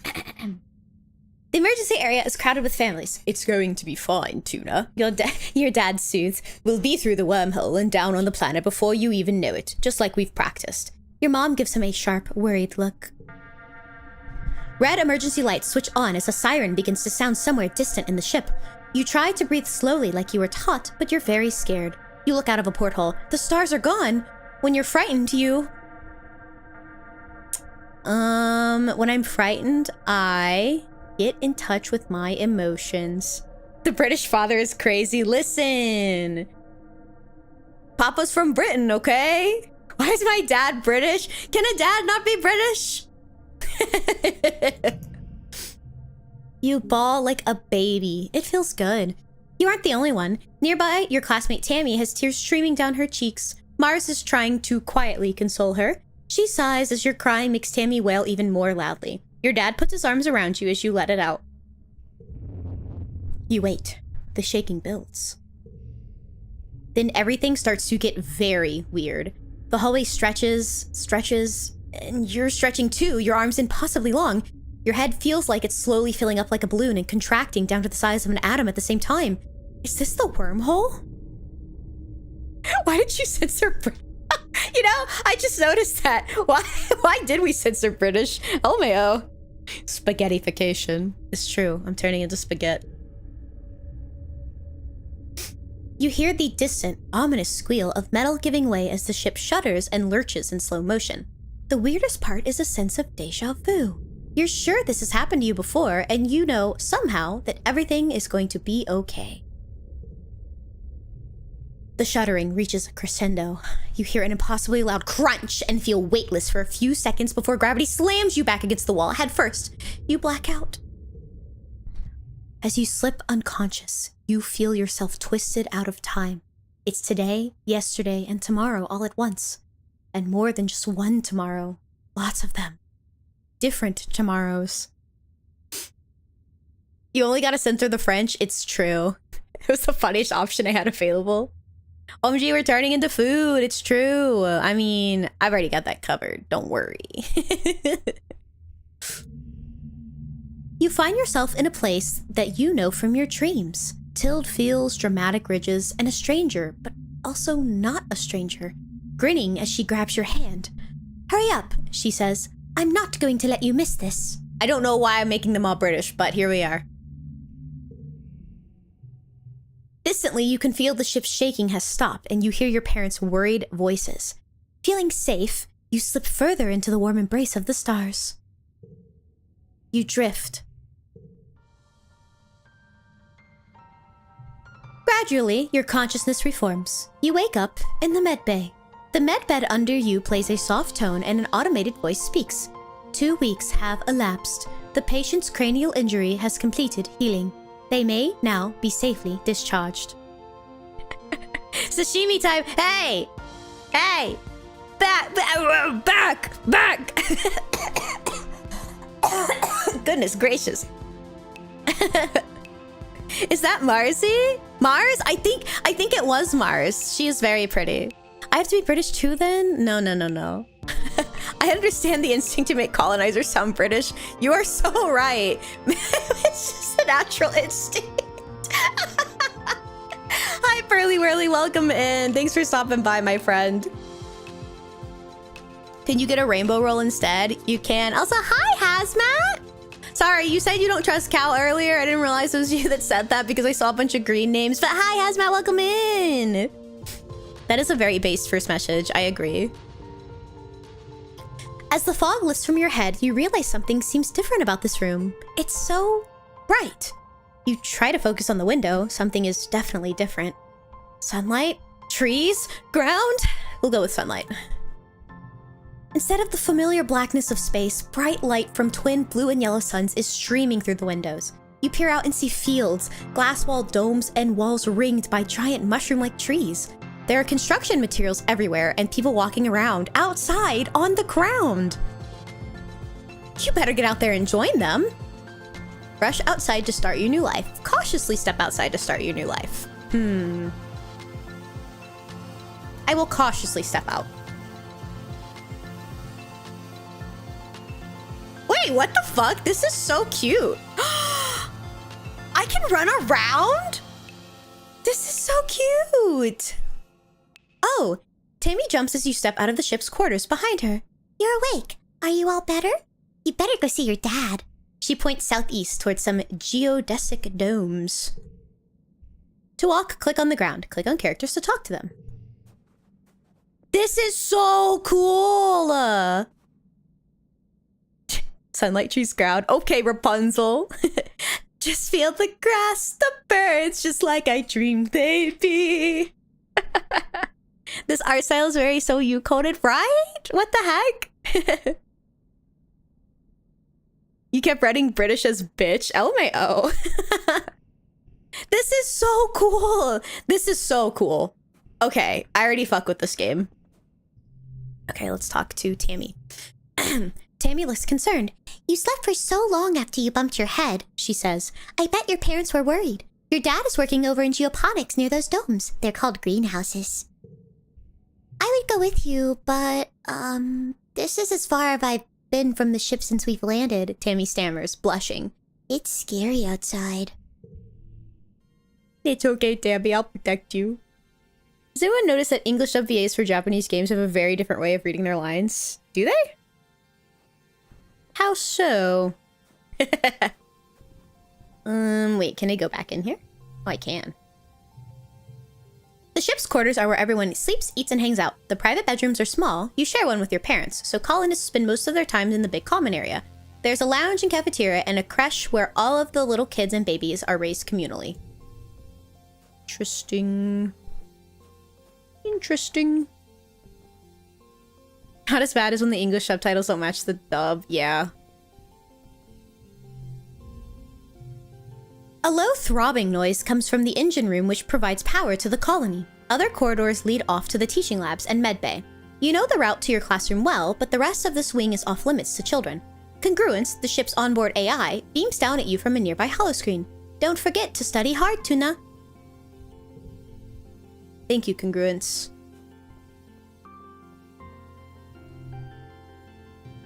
A small team led by Security Chief Rhett was busy enough to keep the peace on the stratospheric. To stay busy, they also ran the exercise gym and sports ball courts.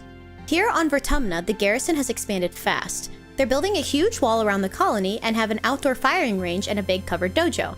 And best of all, a regulation-sized sports ball court. It is pretty sucky, I agree. Oh, there's my dad. You are my dad! You're my dad! Boogie, woogie, woogie. Command is a warren of long hallways with doors off to the tiny, nondescript offices. Everyone you pass seems to be hurrying off to something important. The end of one hallway opens to a supply depot, which works as both requisitions office and general store. Beyond it are cavernous warehouses stacked high with supplies from Earth, now being gradually unpacked and distributed. Yeah, let's view the notice board. Colony food shortfall, minus 100%, low. Colony security rating, evaluating. Upcoming event, we will be hosting our first annual Vertumnalia Festival during the second month of Dust. Chief Administrator Seek. Notice, take precautions outside the colony boundaries. Xenofauna have been sighted in the area. Survey teams are investigated. Chief Surveyor Tonin. Current Council and Administration. Oh, that's a lot of names. Governor Udicott, Command. Chief Administrator Seek, Command. Security Chief Rhett, Garrison. Chief Engineer Instance, Engineering. Chief Cultivator Flulu, Geoponics. Chief Steward Antecedent, Quarters. Chief Surveyor Melatonin, Expeditions. Interesting. Rhett, where's Link? I was concerned about the spaceship veering off course, so I fixed it. I turned the ship. The soundtrack reminds me of Celeste. Hey, I've heard of that game. Do you like it? Alright. So I guess we go talk to dear old dad. Can we go in here? The greenhouses have different biomes inside, growing plants from Earth that might belong in a desert, jungle, or temperate forest. Some are so delicate you have to spray off any germs in an airlock before you can enter. The seasonal garden outside is dotted with blue nobodies, little flowers with what look like wriggling creatures stuck inside each one. A sign explains it's a decoy meant to attract some kind of flying predator to come pollinate the flower. Good mythical morning! Imagine they were named Melatonin. So... melanin is the word you're looking for. Melanin is skin pigment that makes skin darker. Melatonin is a medication that makes you sleepy. Celeste is wonderful. It's a bit hard, but it's still very good.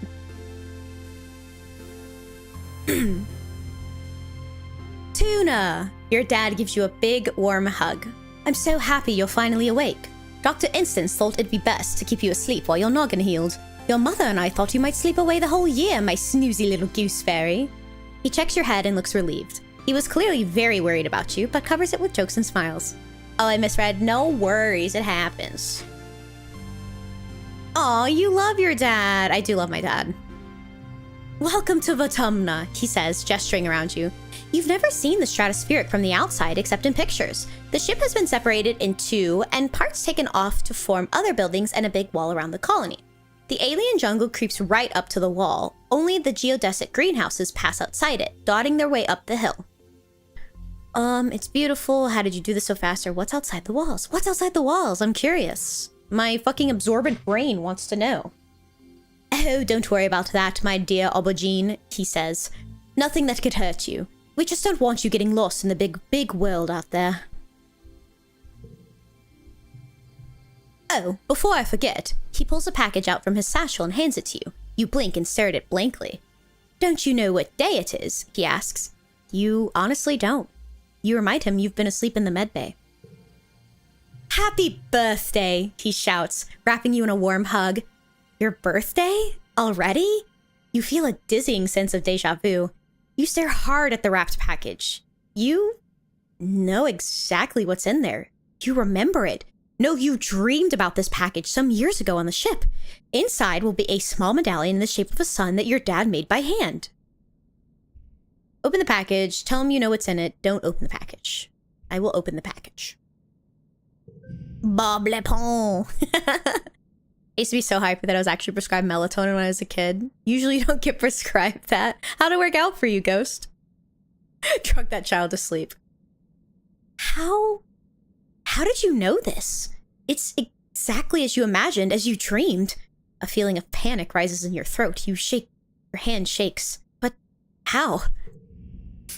Your dad notices. Are you okay, Toona? He snaps his fingers. Dr. Instance shouldn't have let you out so early. Sometimes those sleeping meds take a while to wear off. They might make your head feel funny for a few hours. You nod. Maybe that's all it is. Someone shouts your dad's name. Listen, I'm so sorry, Toona, he says. But I have to get back to work. There was an accident when we landed and he stops himself. Don't worry about it. We're going to fix it, your mother and I. Professor Howard's expecting you in classes if you're feeling up to it, your dad says, pointing west to the engineering wing in the rear end of the bisected ship. Then he points to the large doors you came out of earlier. Or you can relax in our quarters until you're feeling better. We'll talk later tonight, he says, then kisses the top of your head and ruffles your hair. Have a wonderful birthday, Toona. I love you. Unlocked study humanities and engineering. Give him a thumbs up. Love you too, Dad. Love you too, Dad.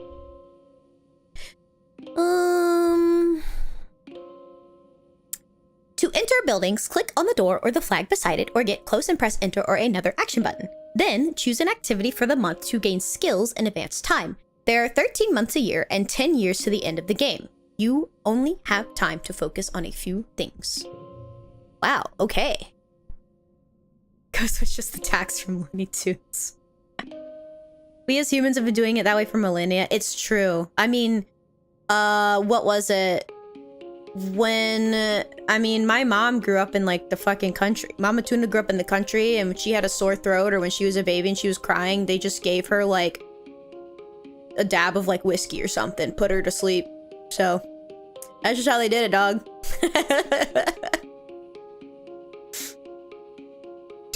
Oh my god. Recreationally drug yourself responsibly. It's true. OMG, it's Dis!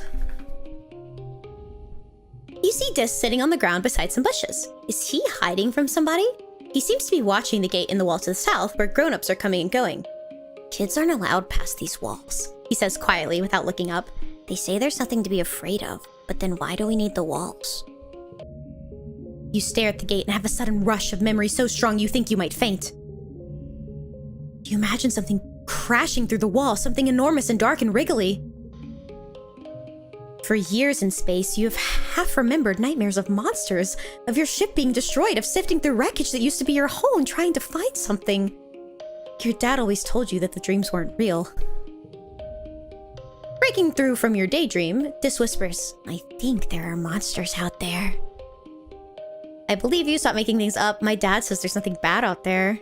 My dad says there's nothing bad out there. 5 loyalty. Oh. Relationship with adults and colony government. Physical and mental exhaustion. Okay. Maybe. Dis mumbles. He doesn't look convinced. He looks down at his feet. If you believe everything they say, I guess you should go to school now. Like a good kid. He sneers. You shake the vision from your head. It was just a dream. Your dad just told you there's nothing to be afraid of. It's Aaron from AOT, it's true. Hot toddies are literally the peak of self-medication. Whiskey, lemon, and hot tea per sort. Yup. I always liked, I used to work at Starbucks, and anytime I started feeling sick... Oh, thank you for Evil Tuna. I always liked making medicine balls if I started feeling icky. Another dating option lies beyond the walls. It's true, and it's the hot, sexy monster that's out there. It's just the average iPad kid. Doesn't want to go to school. OMG is my bestie, Anemone. Haha. Are you saying dis puts the dis in dysfunction? Hiya, Tuna. Wait, hold on. I feel like she kind of has like a gruffer voice, like, it's a little bit raspy, but I don't know if I can do it. Hiya, Tuna. Anemone seems really at home here. She's rolling a sports ball around with her foot, making patterns in the weird blue snow. This stuff is different from snow on Earth, she tells you, because it isn't cold, but it's still neat and you can make stuff out of it. Your foggy head clears a little. Anemone is simple, physical, real. You always feel so grounded near her. Have you seen any monsters? Nope, just some little bugs. The grown-ups would say if there were monsters, right? She shrugs, then smiles reassuringly. Even if there were monsters, Chief Ret would beat them all up, so don't worry. My mom says we're safer here than we were in space. You both look over at the wreckage of the Stratospheric and the spaceship where you were born. Anemone's mom, Antecedent, is probably right about that. Look what the wormhole did to your ship. An Irish coffee sounds good. Is it the monster that looks similar to the werehog from Sonic? Hey, down, Ghost, down! What are you making? Just snow spirals, she says. But earlier, me and Cal made a big snow pal. You missed it while you were sleeping in the med bay. She smiles her broad, gap-toothed smile at you. Now that you're awake, we can play. She smacks her forehead. School? I wondered where everybody was. I guess I'm gonna be late for humanities class. She doesn't look very worried to you. It's okay, she says. Professor Hal is chill. He won't mind. But we should probably go now. She grins and starts running towards engineering. Hey, race ya! No fair, she's getting a head start. Thank you, Tyr. Antecedent, that's an amazing drag name. And it is pretty fucking good. They do have some interesting names, I'll say. Average engineering major complaining about humanities courses. Yeah. Okay. So... Oh, pick an activity to do. Stress. Okay, so that... So it looks like I can go to the different places and do different things. So that raises my stress. View the notice board. Okay, I don't really need to do anything there. What is this? Oh, nothing to do there. I will come over there. OMG, the girls are fighting.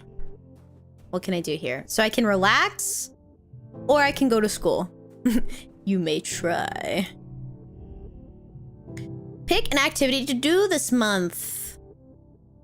Humanities or life sciences? 2 biology, reasoning, friendship with tangent, 15 stress.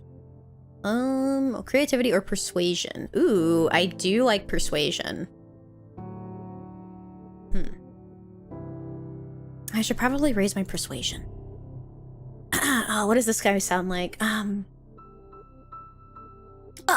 Welcome, Toona. Professor Hal greets you. I hope you're all warmed up and ready to study the glorious humanities. History, literature, language, media, and philosophy. And yes, if you're lucky, we'll have a little ancient Earth poetry too. He seems excited about that last bit. By the way, if anyone is interested in taking engineering classes, please register through Congruence's scheduling system when you have the chance. She'll be helping me teach them. Today's assignment is an easy one, Hal says with a yawn.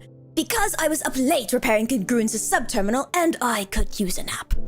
I'd like you to write an essay on what the Vertumna colony means to you. Just doodle instead of writing? Damn, that's pretty on par. I think we're gonna pick that one, because that's what I would do. I can and will bite. LMAO, you do not want to get into a bite off with Tyr, I'll tell you that. This dude's design is good! Yeah, it's comfortable. True to his word, Hal leans back in his chair and begins to snore. You doubt he'll even bother reading this assignment, so you just practice drawing made-up animals on your hollow palm instead. When Hal wakes up from his nap, he asks a few students to read their essays to the class. You're docked a few kudos points when he discovers you didn't bother doing the assignment. He thinks your animals are pretty cool, though. Get to work. Oh. What the? What is this? Is there like a card game in this? Okay. When you work or go to class, you'll play a quick card challenge as the month passes. Move cards to fill the 5 panes and make the best hand you can. Oh my god, it's fate. Oh my god, it's F-Go. Oh my god, it's F-Go. Yes, order matters. If your total in the circle on the right reaches the goal value, you win. Depending on your cards, some challenges can't be won, but you will still get a reward for doing your best. Is Norwood's scale number? Oh no, a mini game, right? They put a game in my book. Let me take a sip of water. Okay. Oh god, it's poker. Bonus for flushes, bonus for pairs.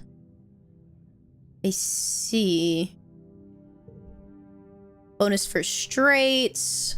Ugh, why not gaze? The more cards in a flush pair is straight, the higher the bonus added to your total. Cards also affect each other and can be rearranged for the total best score. Interesting. Okay. This art is so cute. What? God damn it, Tyr. Yeah? Anyways, so I think, oh wait. Oh, can I rearrange them here? Thank you for Evil Toona. The bit does require a water top-up, it's true. That sounded like a soundboard? You know, like, yeah. See, Pearly gets it. Okay, so I feel like goal 11. So okay. Makes a little sense. Toona has them pro VA chops, not even. OMG, hi, Toothless. What is the Norwood scale number? I don't know what this is. No, I don't. Elaborate.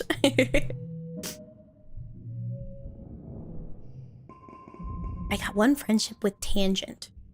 Your skills increase when you work or go to school, with extra skills if you win the challenge, and a kudos bonus if you make the highest scoring hand with your cards. Working also increases stress, which prevents you from working if it reaches 100. To relieve stress, take a month off to relax in the quarters ring. A whole month? That's crazy. A scale of baldness? That's a thing? I mean, I guess it makes sense, but like, that's crazy. Hey, the extra squiggle means that the nya goes on longer. So if it's one squiggle, the A is drawn out for a certain amount of time, but if it's two squiggles, it's drawn out longer. You just sent me the visual chart. Of course you did too. Oh, fuck, I missed it. Oh, okay. Wait, we can scroll up. Never mind. Oh, let me see this. Okay.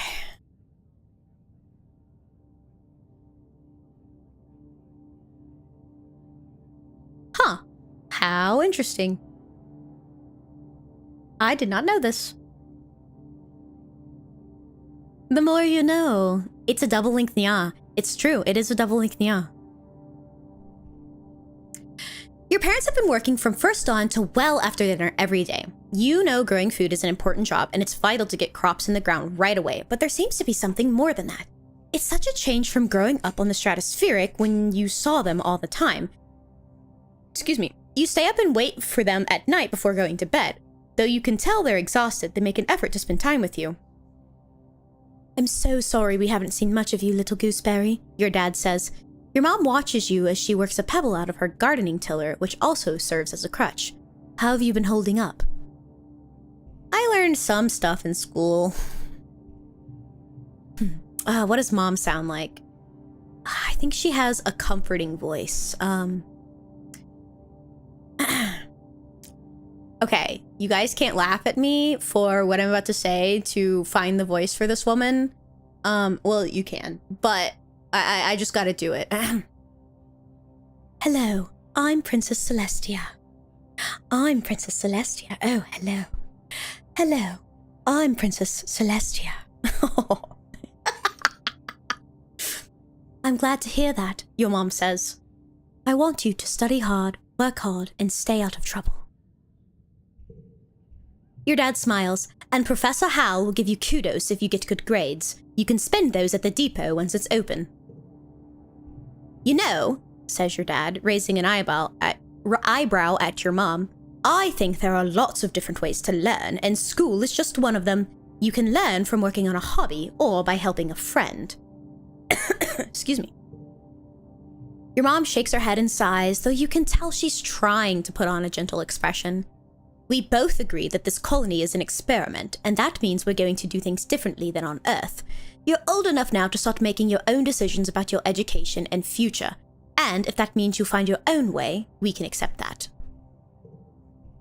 Your dad puts a hand on your shoulder.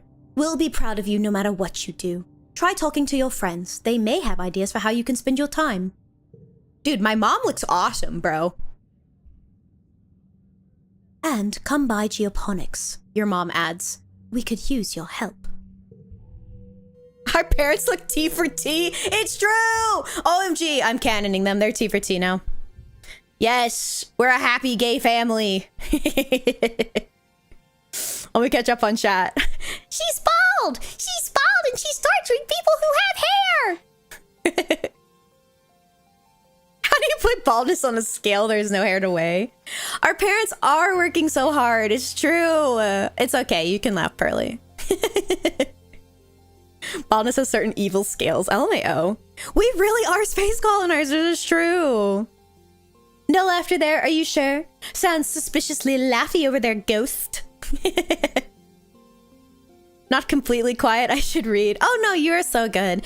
The quiet hello is basically a way for any of my lurkers that maybe want to say hi but don't necessarily want me to verbally say hi to them, if they want to let me know that they are in the stream and here, and I, you know, like they're here but they don't want me to point them out, because not everybody wants to be pointed out or wants to be acknowledged on stream, and that is totally fine. So that's what the quiet hello is for. It's just a valid technique for getting a voice down. Makes sense that they're in hydroponics with the amount of fruit in the family. What the hell? You, you're not wrong. The pronoun customization list, this game is woke. I haven't. Mondays, am I right? Is this game on Steam and how much? It is on Steam. I think it was $20? It is on sale right now. It's normally $25. It is 50% off. If you guys want to play this game, it is $12.49. Well, American US dollars. I don't know how much British dollars it would be, so. Look how cute we are. All right, next month.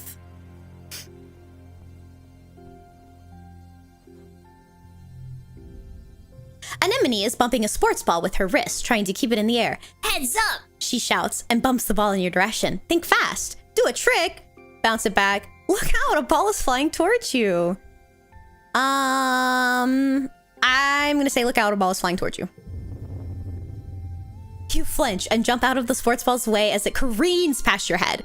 Whoa, that was close. Anemone doubles over laughing. Nice save, Toona. She giggles, jogging over to pick up the ball. Not. Want me to show you how to do it? Okay, fine. I don't like sports ball. Okay, fine. You bounce the ball back and forth with her, trying to see how many times you can rally and keep it going. Anemone tells you about the new sports ball court, a proper regulation-sized court, way bigger than the little zero-G one on the stratospheric. Her brother Calm is coaching the junior sports ball team this year. He's so great, she says. He's good at everything, especially spiking. He's coaching me to play awesome like him. You should come join us. Anything you say, bestie. We are so silly goofy. It's true. Yeah, this game wishlisted on PSN. OMG. Nice. There's Dis, okay, being a little emo iPad kid in the corner. OMG Mars! I gotta talk to her. What does she sound like? They said she was bossy and kind of like the leader. So, Okay. A sharp whistle interrupts your thoughts. Hey, Toona, Mars calls out to you. Come here, I have a job for you. You walk over to Mars, who's sheltering from the snow under the ship's overhang. It's so gross here, she complains. This spark snow would ruin my good clothes. At least on the ship, we had climate control. Ugh.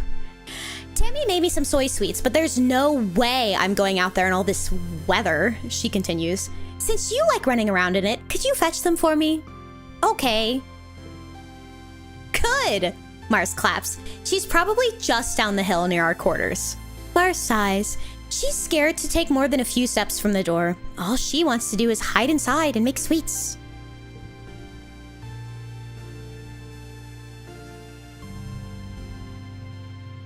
Oh, Mars puts her hand out expectantly. Give it here. I don't have them yet. Then what are you doing here? Mars scolds you. She's right down the hill at the other end of the ship. Mars points towards Tammy, who stares obliviously at the sky. Black eyes, check. Button nose, check. Corncob pipe, unknown. Determination, Frosty the freaking snowman. Is it just me, or does the talking art for Anemone remind anyone of the OG Annabeth Chase art? It does! That's what I was thinking too! Not Toona being a pushover. What the hell? You're not wrong. It's pretty one-to-one with real life. Time is money, darling. What's money? I don't know and I don't care. Chop chop. Bluetooth pairing again. Yeah, that seems to be a common trend here, huh? Tammy is staring obliviously at the sky, smiling to herself. She startles as you approach. Hello, Toona, she says, putting her hand to her chest. Do you need something? I'm here for Mars's soy sweets. Tammy smiles at you. Oh, it's so nice of you to help out Mars. She's a very important person, you know. She hands you a box wrapped in a pink and yellow scarf. One order of mango soy sweets made fresh this morning, she says. Please tell Mars that she can have the scarf back, okay? She used some for Kudos to nanoprint it for me because it's getting so dusty here, but I think I'm getting used to it now.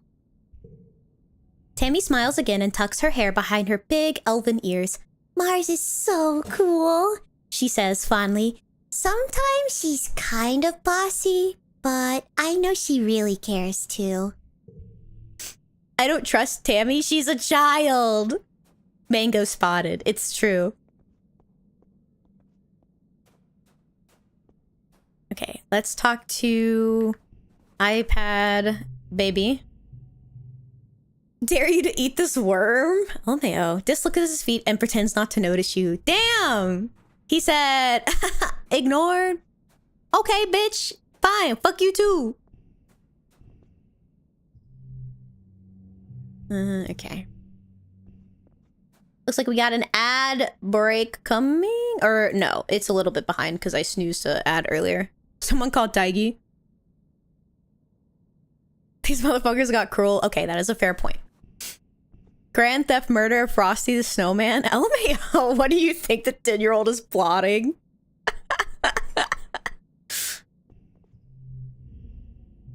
Mars puts her hand out expectantly. Give it here. I ate them? LMAO. Oh, that art is so cute. Here it is. You hand over the box of soy sweets with a smile. Mars takes it and giggles. You're such a good sidekick, doing everything I say. She opens the box and hands you a soy sweet. Your tip, she tells you. Oh, an administrator seeks looking for someone to do delivery jobs for the depot, she says. I don't want to do it, cause like, ew, running around out there? No. Just go through here, she says, gesturing to the door behind her, and tell them I referred you. Yes, ma'am. That is crazy. The art in this game is very cute. There's a snowball shortage, and suddenly Frosty's all over the place. Apply to deliver supplies. Need organizing 10 or better? Do we have organizing 10 or better? I don't know. How do I check what my organizing is? Oh wait, character traits, memories. Oh, these are memories. Wait, this is so cute. And it tells you the artist too. Oh, that's so nice. Oh, this is good. This is good. Friends. Whoa, so many more friends to meet. Mars is the bourgeoisie. Okay. I wish it would tell me what... Oh, here we go. What is my organizing? Hero. Need organizing 10 or greater.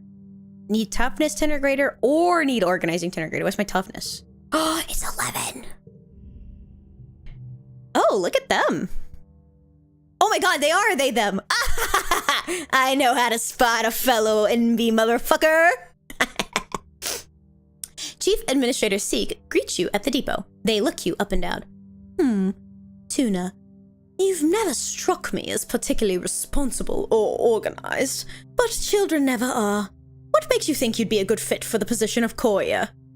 You didn't realize there was going to be a job interview? I can carry a lot? Strong for your age, maybe. But lucky for you, you're the only applicant this week. You've got the job, for now, anyways. They use their elegant stylus to note this on their holopalm. Come back in a few minutes and you can help make deliveries. Yes, there will be kudos in it for you if you do it correctly. Ah, yes, child employment. I see. Can we tell Mars about it? I'm bored. This is boring, Mars complains, stamping her foot. All the adults want to do is work, and they're not paying attention to me. LMAO. Let's see. You got something to say? You see Tammy sitting quietly near the entrance to the lounge. You've known her for, well, your whole entire life. Back on the ship, you used to play with her. Tammy had the best doll collection. After her mom died, her dad used all the nanoprinter creds to print her a different doll every month for a whole year. Her ears perk up when she sees you. Oh, hello, Toona, she says. Her voice is soft and dreamy, like a beam of starlight. Do you want to play dolls? I sure do. You don't think Tammy will ever be too old to play with dolls. If anything, she has even more of them now. She takes you to her quarters and brings out the entire Spacey Stacy doll collection, a disturbingly realistic baby with real bowel movements and two super fancy posable dolls named Lily and Tilly who can be programmed to move on their own. That's fucking creepy. Tammy isn't very good at the programming, so Lily and Tilly just roll around awkwardly when you turn them on. You cover quickly by saying they must be breakdancing at a club. The two of you spend the afternoon making up stories of their rise to stardom as professional dancers. Let me out. Also, the ad is starting in about 30 seconds. There we go. What is this, AO3? I mean, shit, it might as well be. We really do love the lack of child labor laws, I'm saying. They said the kids, put them to work too, bro. The children yearn for the mines. Okay. Let's talk to Mom and Pop.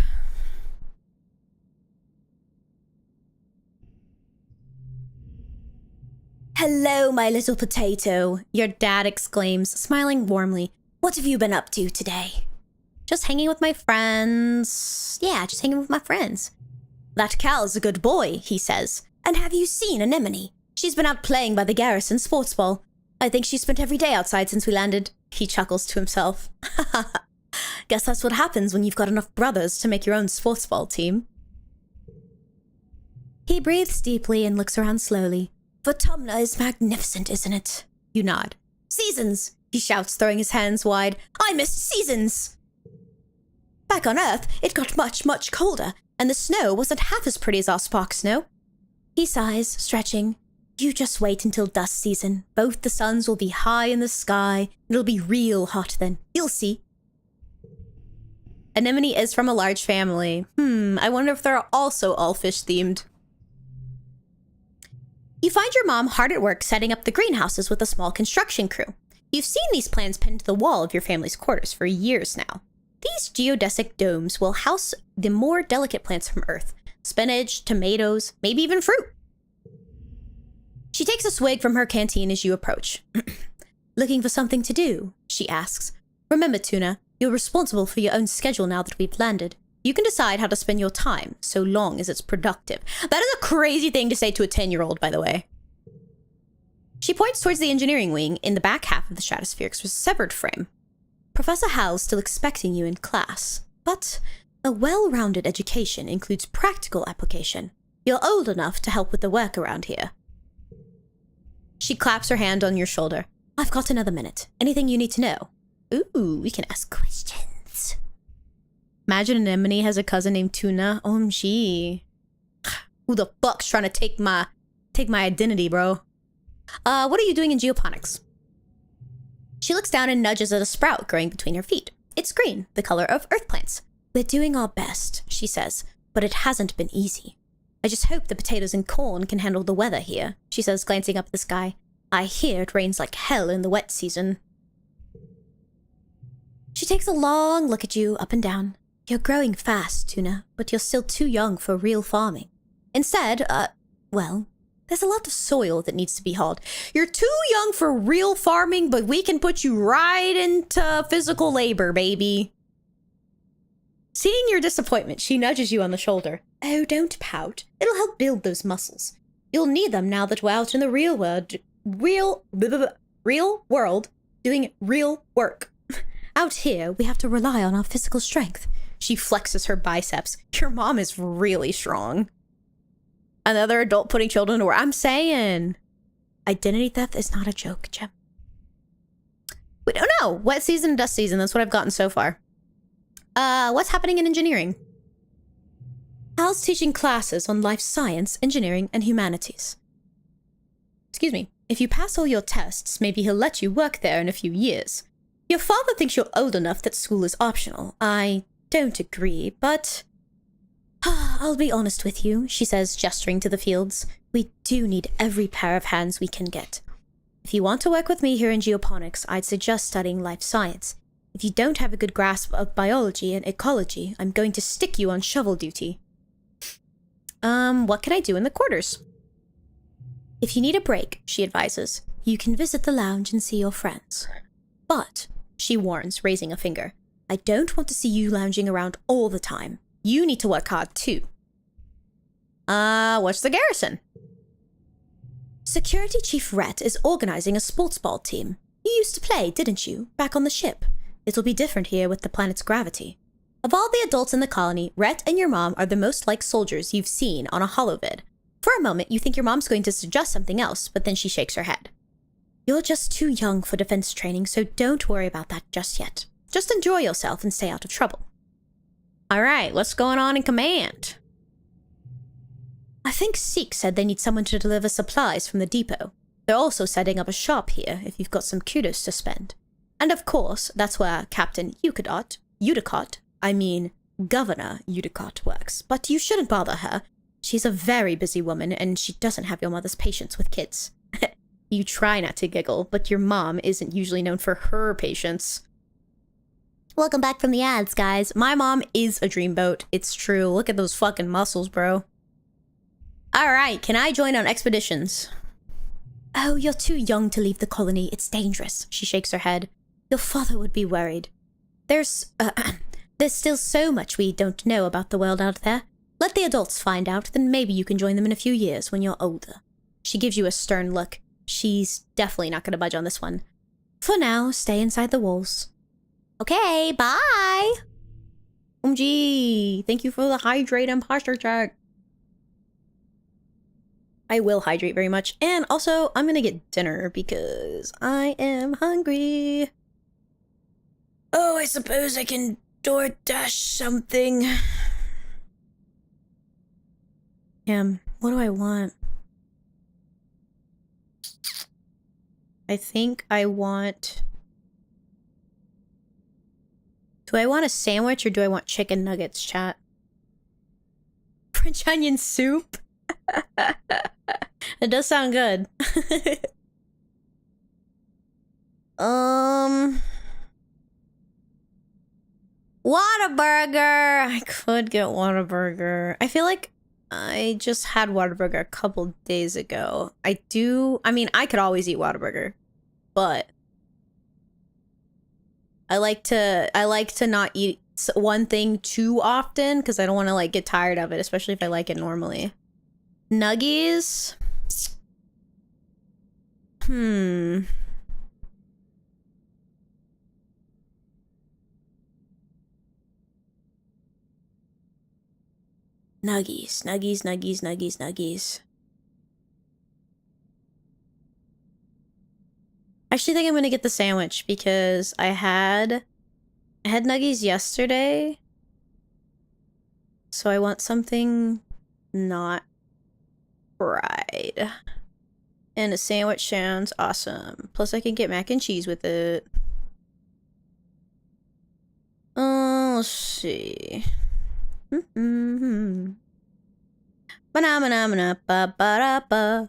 Manama. Do do do do.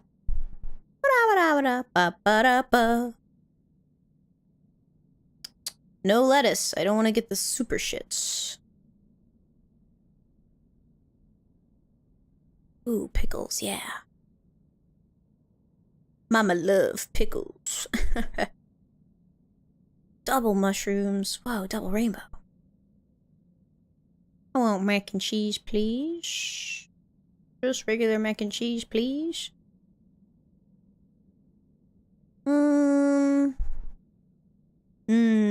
Ooh, do I get a cookie? No, I ate all those M&Ms earlier. Yeah, okay. We're rocking and we're rolling.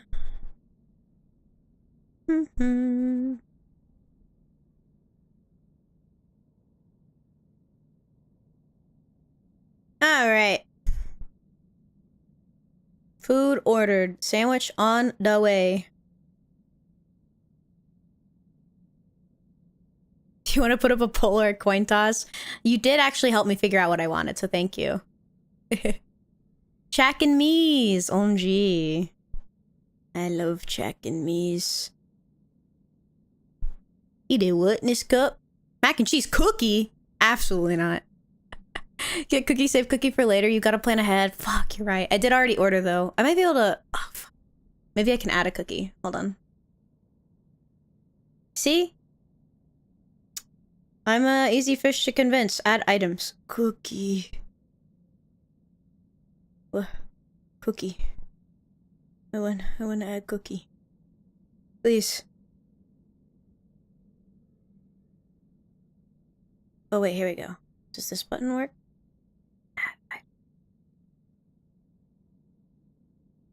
Oh, I want to add it from the same place.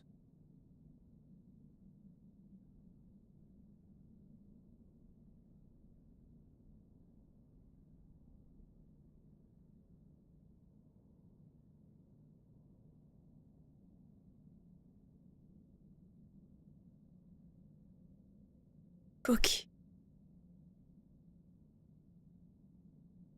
Brownie cookie or oatmeal chocolate chip? I gotta go with oatmeal chocolate chip. Although brownie cookie does sound good, but fucking oatmeal cookie. Yeah.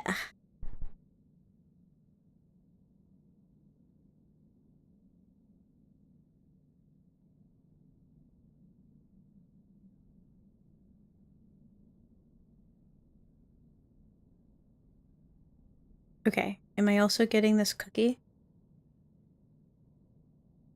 I hope it's coming from the same one. I would really hate to make my DoorDash driver go to 2 different places of the same name just for a fucking cookie.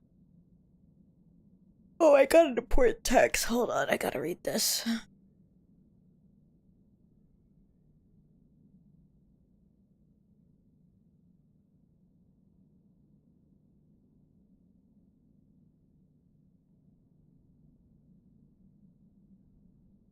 There we go. All right. I still get flashbang with that Mac and Tang every time my friend. The what? The what now? What does polymorph do? You'll have to use it and find out. Tee.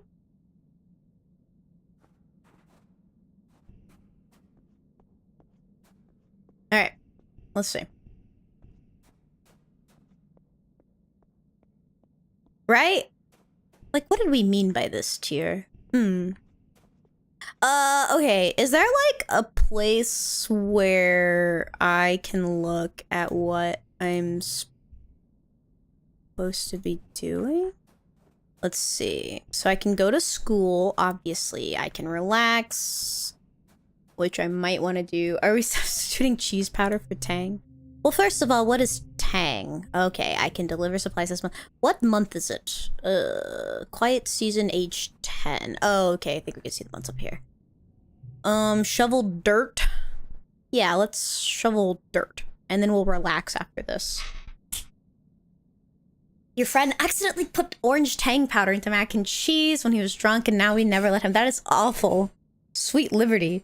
Oh, it's an orange citrus powder drink. Can I hang out with certain friends? I don't know.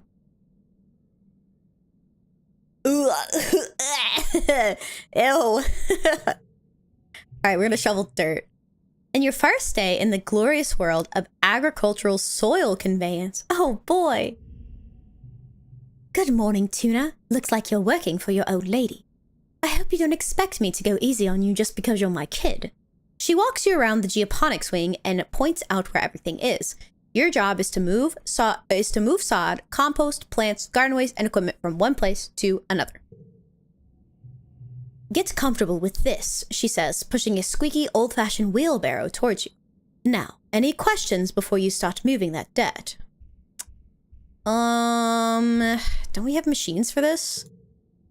Thanks, Princess Celestia. It's funny because I'm not even using, like, the Princess Celestia voice anymore. It just evolved, I guess.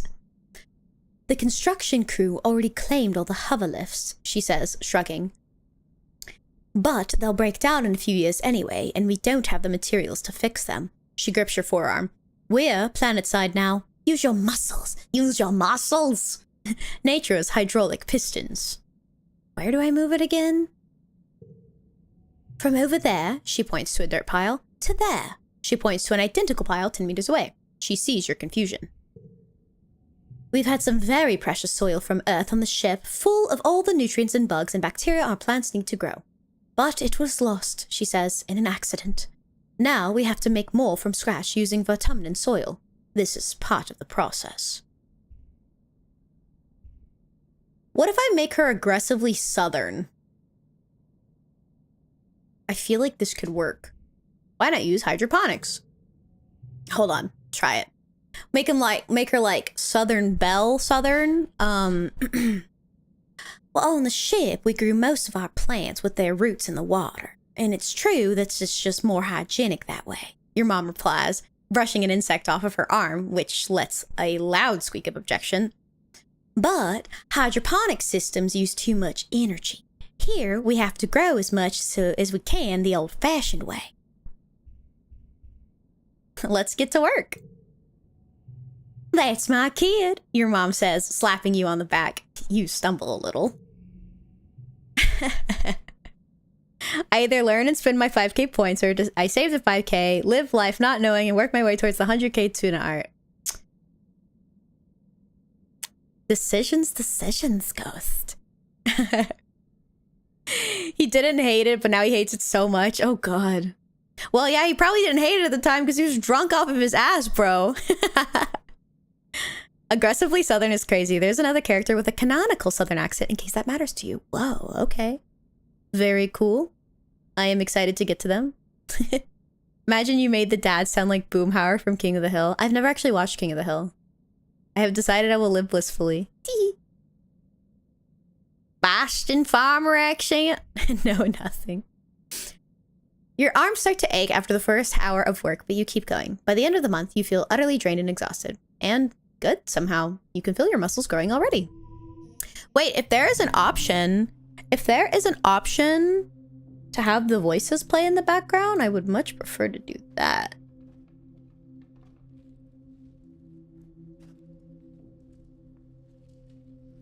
Let me see. Oh, fuck. Wait, we gotta do this. These are so cute. Okay. Our goal is 13. Okay, so 0, 1. Ooh.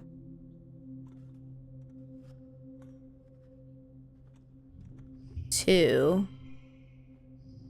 2. Yeah.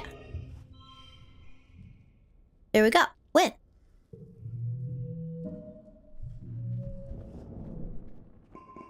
Let me go look up Boomhauer now.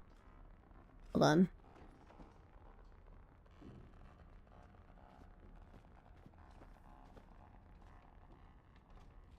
Let's see.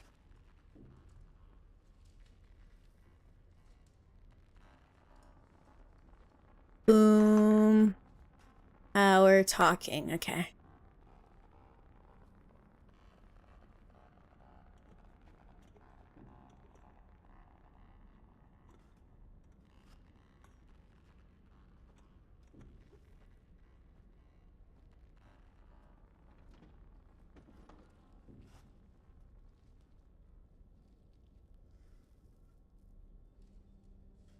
Hey, I tell you what, man, it ain't gonna take a man and then goddamn and fucking change that goddamn detector out and everything. Okay.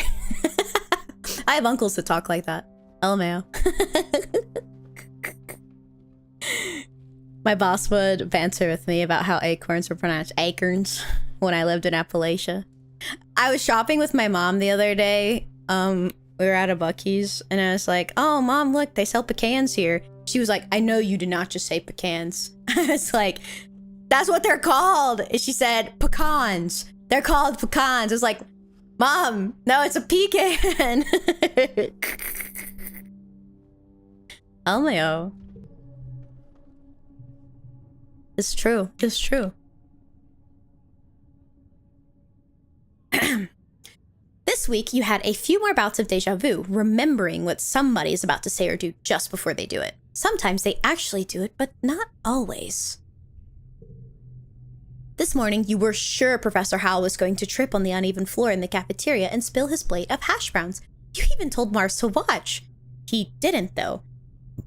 As Professor Howell walked away, his hash browns safe for today, Mars called you a liar and a dummy. At night, you're oh my god, is that Tammy? She's so cute. Oh my god. At night, your dreams are all mixed up with stuff you know can't be real. You're chased by monsters the size of buildings, only to be saved by strange people you've never met. You're holding hands with someone you love. You're crying as you help lift a shrouded body into the colony recycler. Everything seems so familiar, but when you try to recall their faces when you wake up, they're smeared in your memory like wet paint. But what if those things haven't happened yet, but they will someday? Anytime you try to tell someone, they think you're playing a trick, or that you're sick and need to go to the med bay. You eventually decide to stay quiet about your strange dreams. Why? Because I don't want people to worry. Your parents have so much on their minds already. You have a feeling that something is happening at Geoponics that they don't want you to know. You don't understand it, but when they come home at night, they look really sad. Don't want to make that worse. See, Pearly, you get it. If you just keep going to classes and staying out of trouble, it'll be easier for everyone, yourself included. Mid-quiet. Next month. Late quiet. I see. Ah, okay. We're in quiet season right now. Add that to the seasons list. We got wet season, dust season, and quiet season.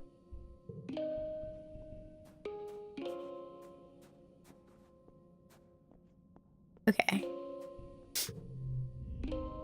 Tammy has barely left the safety of the ship's quarters and lounge since you landed. She's looking fearfully out of the doorway. I'm afraid of outside, She admits plainly with no trace of shame. My dad says I need to take baby steps, and that it's okay if I approach new things at my own pace. Perform a random act of kindness. I don't have enough empathy. Sorry, I can't hear you very well right now. Say that again.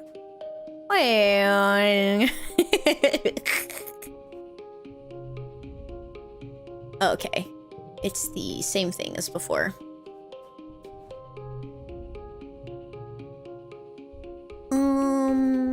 Okay. This is also the same thing she said before. This is new, though. Your dad is poring over some reports in his holopalm. Oh, hey, little seedling, He says, distracted. did you know that potato plants are related to sniff blossom? I would never have thought. He puts his work down and smiles. What do you need? Well, I don't have the strength to help with the animals. I will go talk to him in a second. Oh, here's a little... Oh, what is this? Whoa. Oh, gee, is that Tammy's mom?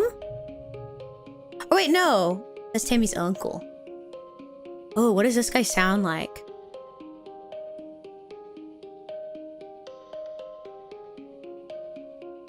Okay, I have an idea. You step cautiously through the colony gates. Well, hey there, kiddo. Uncle Tonan blocks your way with a smile. I'm afraid expeditions is off limits for now. It's not safe out there for them kids. You better toughen up so you can join the squads when you're older. View the map. Ooh. An info window pops up on your holopalm when you get closer. What do you want to know about? The prosaic plains? The prosaic plains lie far to the north of the colony, where the higher elevation and natural tilt of the planet makes bromidic snowfall more regularly in every season. Though prone to sudden storm flurries, the plains are a relatively safe place to explore, filled with mostly herbivorous xenofauna. Alright, how about the Valley of Vertigo? The Valley of Vertigo is a low-lying trench to the east that's dense with pollen-producing trees. There's a wide variety of edible food here, both plant and animal product, leading to some of the explorers calling this place the breadbasket of Vertumna. There are a number of animals here that Geoponics would be interested in domesticating. Alright, the Western Resting Ridge. This tongue-twisting region is the broken spine of the planet, home to both dizzying heights and abyssal lows. It's always hot and arid here no matter the season. Traversing these steep chasms is dangerous and only to be done by those with sufficient glider training. However, there are some interesting ruins here to explore. How about the I have never read this word. Sebaceous swamp? Is that how that's pronounced? Sebaceous. I'm gonna say that until told otherwise. To the south is a vast boggy wilderness, home to dangerous animals and hazardous weather conditions. Exploration of this area is only to be done with extreme caution. Alright, let's view the bestiary. Float cow. Float cow. Xenolevis bovidae. These cumbersome-looking creatures are actually lighter than air due to large helium sacs on dorsal and ventral sides. Careful balancing of a helium and urine allows them to control their elevation. Is that urine or urine? I don't know. They produce a salty, high-protein, milky substance for feeding their young that is also nutritious for humans. Subaqueous. Ah, okay. That makes sense. Thank you, language motherfucker. The happy meter on the top of the screen. Yeah, we definitely got to relax this month. We can't forget... Used to coulda.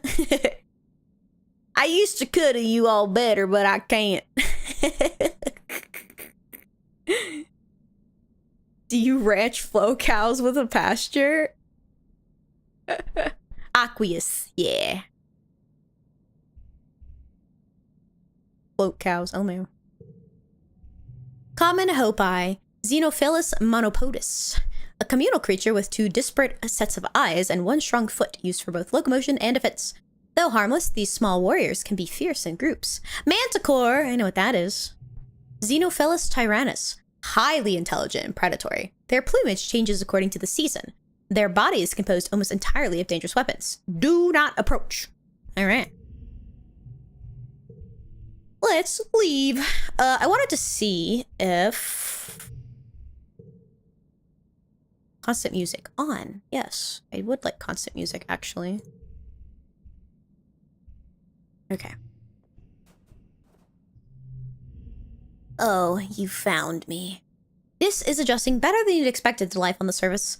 He's already found new places to hide and do whatever he does out here by himself. Bye-bye, iPad baby. Anemone is running around the sports ball court, touching her hand to the ground at each corner. 18? She counts. 19?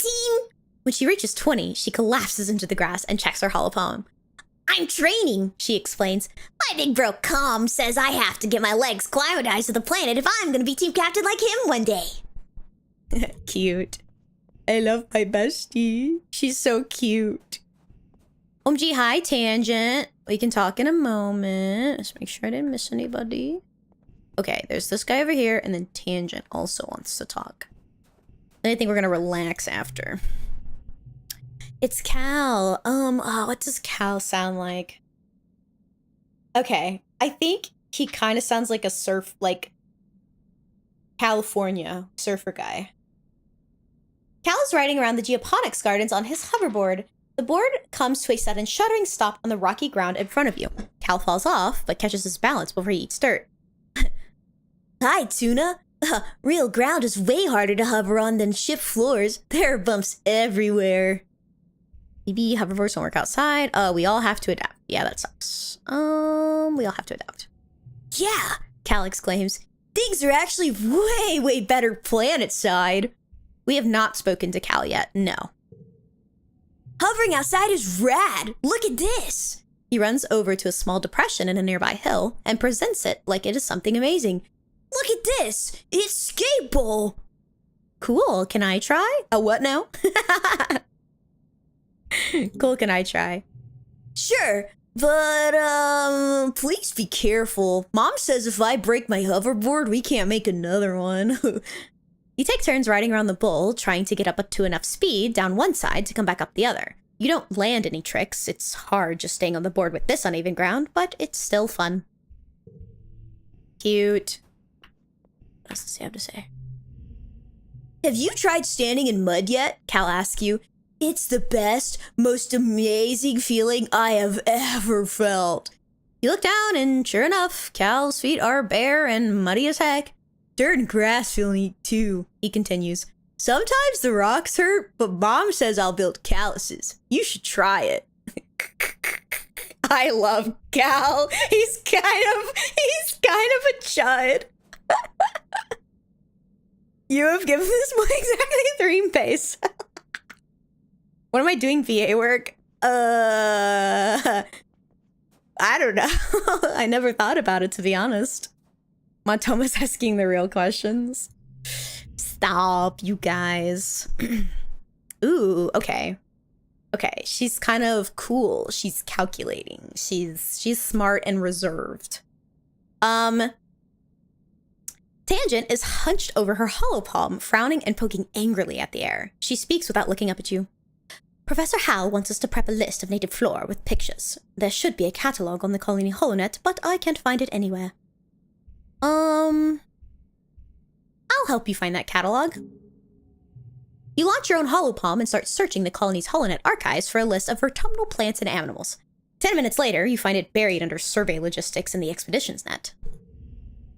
Anemone passes by and pulls a face of the two of you. Hey, holo nerds! She shouts. School's over! Come play sports ball in the sunshine! Tang just rolls her eyes. Or I guess it would be Tange, not Tang. I can't call her Tang. Have you gone outside the colony yet? Tange asks you. I hear all sorts of terrible things. Regardless, we're not allowed to stray from the gates unless we're on the expedition. Tange rolls her eyes. Not that it stops my brother. You're doing a phenomenal job. I think you'd kill it. Wow, what the heck? Wow, stop. You guys are gonna make me... Thank you. They're all British. Oh no. No. There's some country bumpkins here. Don't worry about it.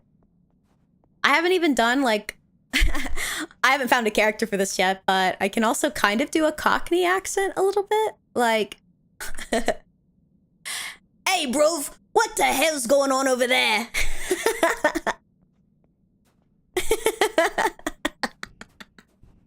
If we find a character that fits the bill, I got you guys.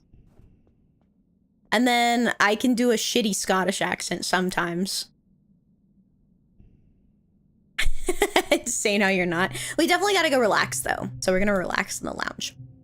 It's nice to take some time off to chill after the stress of school and work, not to mention the mental toll of just living on this unpredictable planet. Looks like you're not the only one who needs some downtime. Some of the other kids are also relaxing in the lounge. Join Cal and Tammy, approach Mars and Dis. Cal and Tammy. I'm gonna go to Cal and Tammy. They're fun. Cal is braiding Tammy's long hair and weaving in strands of colored baubles. Cute. This one's called a waterfall braid, I think, he says. I saw it in an archive vid, but it's really tricky. He's doing a terrible job of it, his short, clumsy fingers getting all tangled in the strands.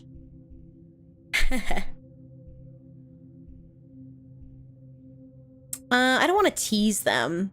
I think it would make Tammy really sad. I'll do Cal's hair. You sit behind him as he sits behind her like a mini conga line. You braid some short strands of Cal's hair, putting one of the little baubles at the end of each one. He finishes Tammy's hair. It's almost recognizable as a waterfall braid, then touches his own braids and giggles. Now we'll do yours, they shout in unison. You jokingly try to escape, but Cal sits on your legs while Tammy gives you a beautiful braid. Yo, hi Johnny, welcome in. How are you, friend? Thanks for the lurk. My condolences. Yes, chat. Ghost is British.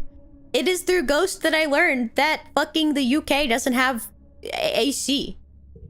That still blows my mind. I'm gonna be so honest. Also, my food is gonna be arriving soon, and since I'll be eating, normally I would just eat while I stream, but I'm doing a lot of talking on the stream, so we might watch something while I eat. Keep your memories. Oh wait, do you want to forget? Forget? I forget a memory every time I relax? This is so fucked up. No, wait, this is like, oh, this is sad. You just slowly forget your memories as you grow up. Oh, I guess I'll forget wondering. Okay. I know it's part of life, but that's why I play video games. Ooh, pollen season. Oh, next month. Okay, I think my food is getting here, and I also have to use the bathroom. So, we're going to pause on this for a bit while I eat. And we'll watch something on YouTube. Maybe we'll watch food videos since we were talking about food videos. So, I'll be right back. I'm gonna put the BRB up. We'll watch videos, I'll eat, and then we can get back to this. So, See you guys in a second. You guys also go stretch and use the bathroom and get some water. See you.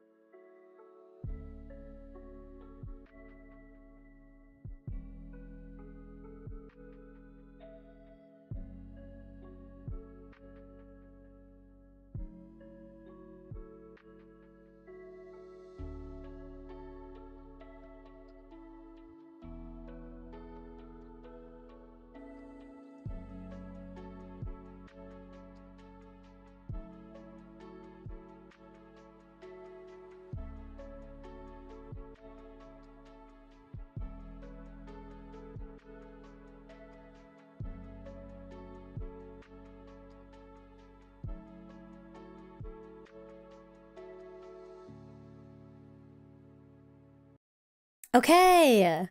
Hello, I'm back.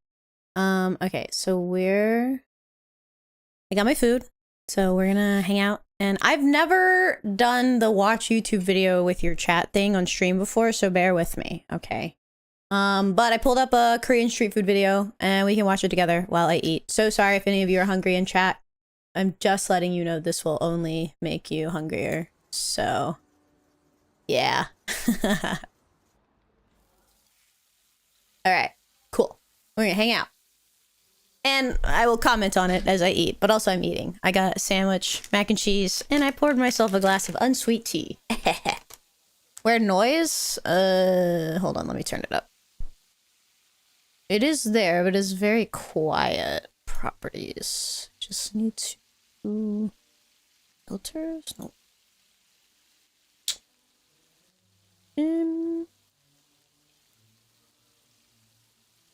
Oh wait, hold on.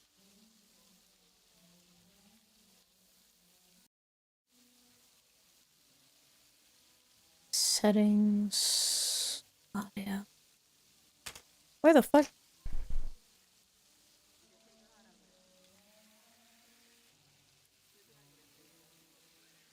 Ah, here we go. Okay.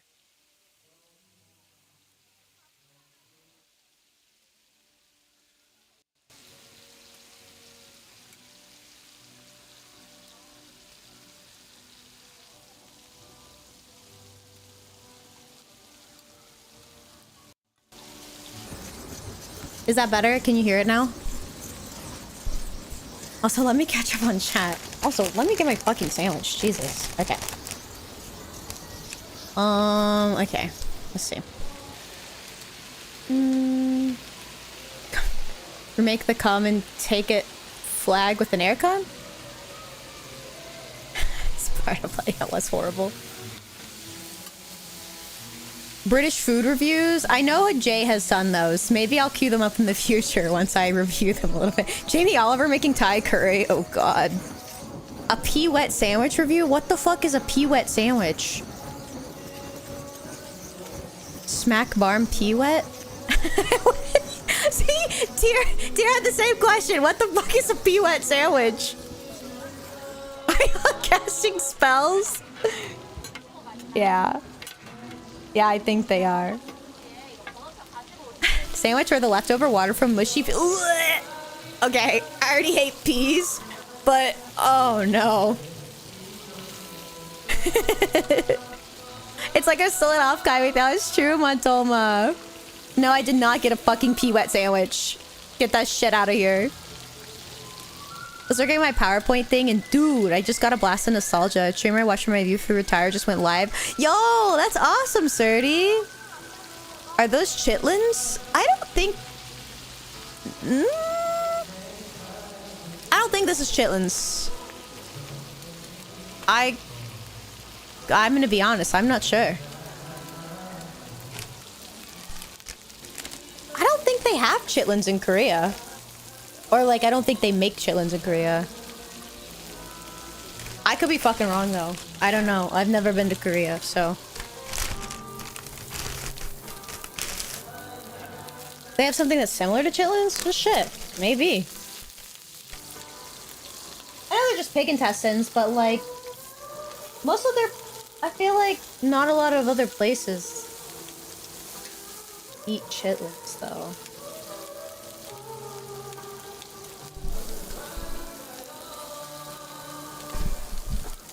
Alright. You guys hear me taking my sandwich out of the bag. So sorry. Get crispy tuna ASMR in the background of this. Oh my god, Sam. What the fuck?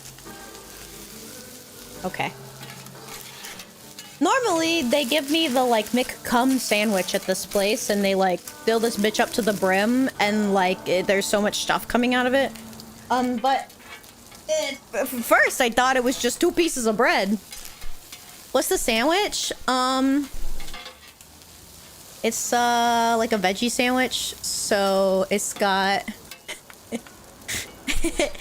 It's got avocados, mushrooms, or grilled mushrooms, grilled onions, cheese, mayo, pickles on it. The McFucking what? You heard me! The McCum sandwich! Filled to the brim! No one can ever convince me to try chitlins willingly. They're good for beating people over the head with. I think chitlins are okay.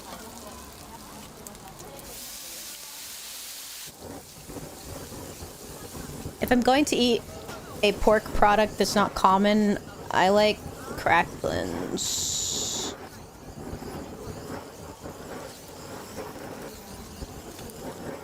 They're so good and crunchy. It's basically just fried pork skin. Cracklins, my beloved. But I also just like fried animal skin in the first place. I like fried salmon skin too. And I think I've had fried chicken skin before. Also pretty good. Took your sandwich ASMR joke. I'm so sorry. Pork belly, my beloved. Yes, pork belly is my absolute favorite part of a pork if I'm going to eat any sort of pork.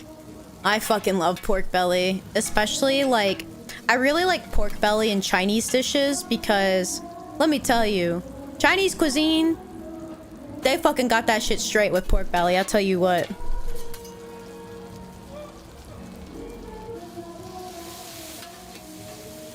Now, Korean style is pretty good. Okay, that is just a bite of straight bread. Ugh. Absolutely not.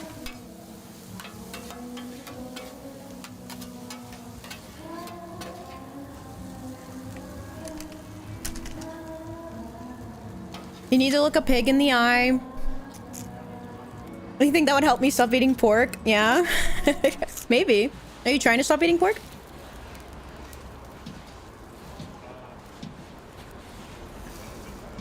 You think it's a health and safety violation? Probably. Pork belly's in the same lane as barbecue eel. Yeah, I fucking love eel. Unagi? That's just divine. You had Chinese takeout on Saturday? I'm jealous. Also, this shit looks fucking good. Oh my god, bro. Box square.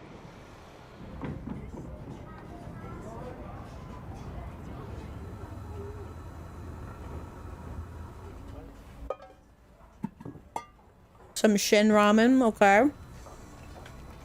People eat eel? Yeah, and it's really fucking good too. And there's eel sauce. The only thing about eel is because the bones are so microscopic, or some of the bones are so microscopic in an eel, and because of the way that like eel skin is, sometimes when you eat eel, it can feel a little like, the best way I can verbally describe it is like spiky in your mouth. So sometimes it has a strange texture, but like eel is so fucking good. You can look an eel in the eye and not feel bad about eating it. People do eat pufferfish, yeah. I don't think I would ever eat pufferfish because they're like super poisonous. I saw that meme going around of that guy trying the pufferfish and like getting some sort of toxicosis or something. Also, hey, Doge guy, welcome in. The most exotic seafood I'll eat is calamari. Calamari's good. I'll eat most seafoods, but that's just because I fucking love seafood, so. It's funny, I'm watching this guy make ramen because I really wanted ramen earlier today, but I didn't have time to make any. So maybe I'll make myself some tomorrow. Okay, okay. I would like to know that I was exiled for fucking putting cream cheese in my ramen. What is the difference of putting cream cheese versus putting a slice of fucking American cheese in your ramen? It's both cheese.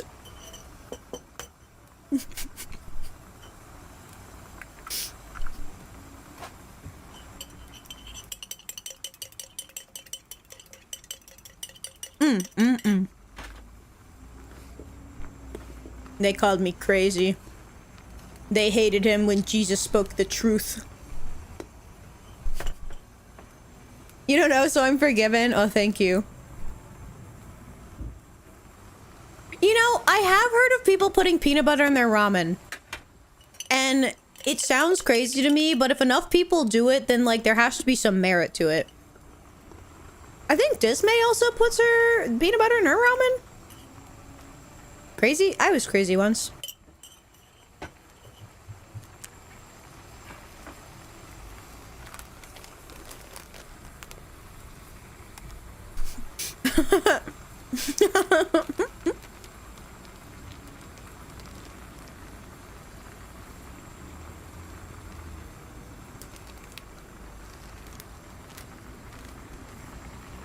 He treated that piece of cheese so delicately. Bitch, I would just peel that shit off. I'm just saying, peanut butter doesn't sound that weird to me because yeah, it's like Surdy said. Peanut oil is used in a lot of just Asian cuisine in general. Like, when you go get Thai food, oh, literally, yeah, Surdy just said it, but like, yeah, peanuts are used in a lot of different, like, dishes, so. Peanut sauce, peanut pieces, and peanut oil, so. Oh my god, Thai food sounds so good. You're so right, Pearly. C tier? That's what the cream cheese is for.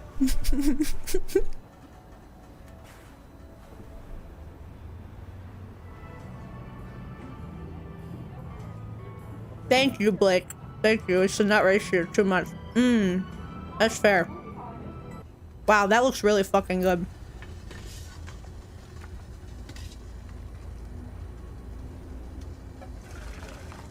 Okay. I can see why people like to watch YouTube videos with their chat now. This is pretty fun. It's literally like we're all just sitting in a Discord call together watching something and fucking yapping.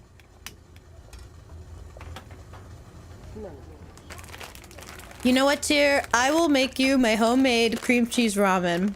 Okay? And then if...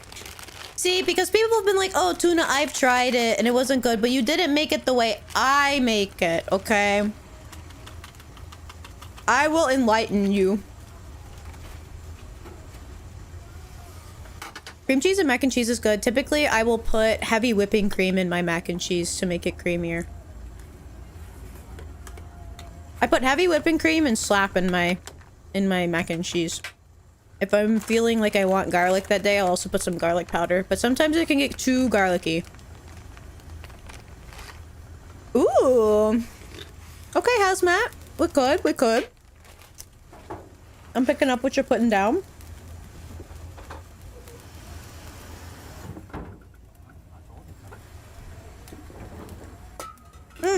No, not always every day. Some days, if I don't really want to deal with, like, the aftertaste of garlic, I won't do it. No garlic for your mac? That's okay.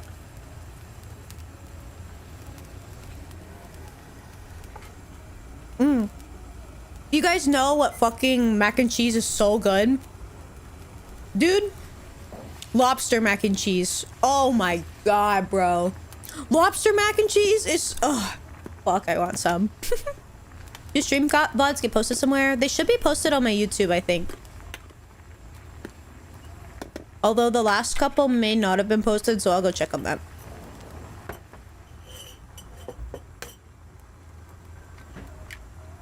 Not your mac. Lobster mac hits! You get me. It's so good. One of your close friends is Romanian. Shared with you that boiled garlic cloves are a common snack there. Yeah. What's it called? Garlic, confit, I think? It's not boiled, but it's baked garlic cloves. I've tried that before. I'm gonna be so honest with you. It's really fucking good, but then you have to contend with, like, your entire everything smelling like garlic for, like, the next 2 days. No matter how much you brush your fucking teeth. Yeah, garlic confit. It's so yummy. Dude, it's so yummy. Garlic flavored Zens is crazy. You can confit anything? You can't say that. The Texas rodeo feels that way about fucking frying, and dog, they have the craziest fried shit at the rodeo, and it's only gotten worse over the years.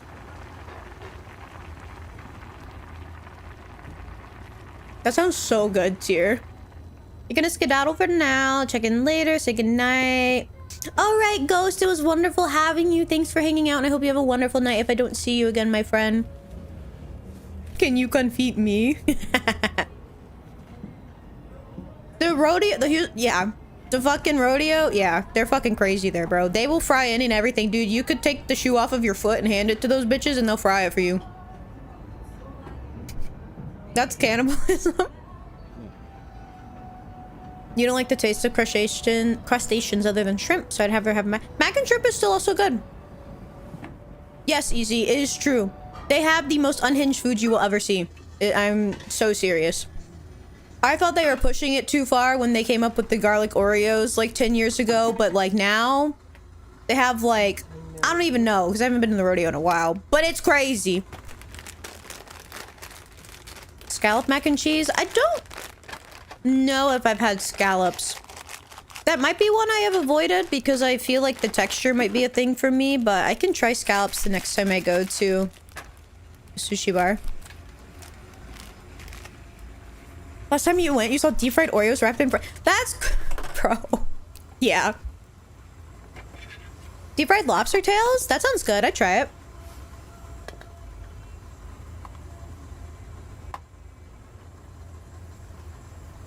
Hmm.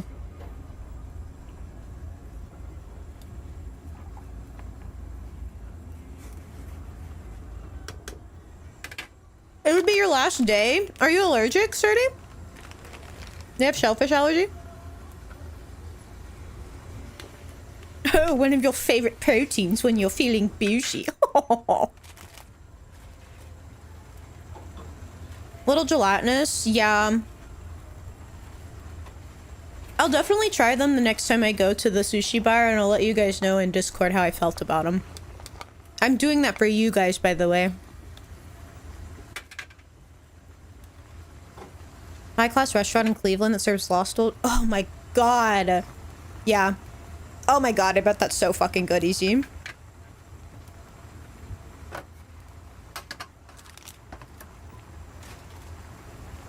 Your sperm donor, aka paternal parent. That is a crazy sentence.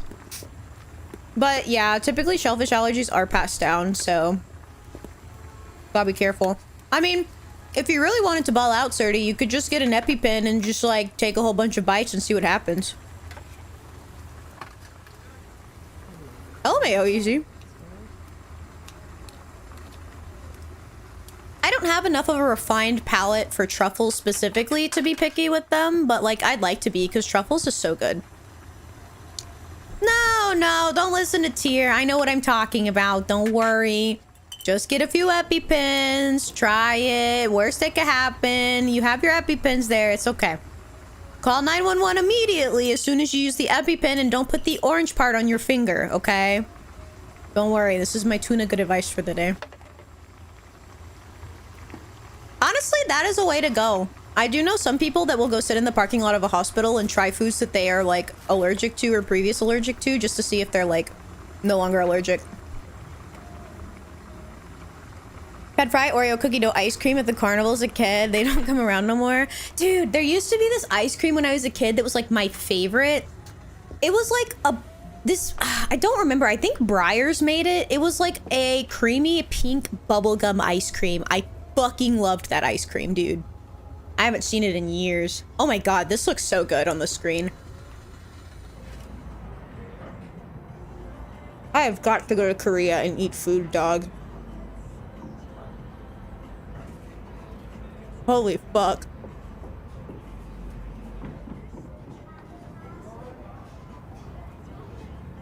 I actually agree with that, Hazmat. I feel like the truffle foods that I've had, that sometimes it is too much truffle. Oh, pig's feet. A lot of flavor in them bitches, I'll tell you what. Oh, pork belly.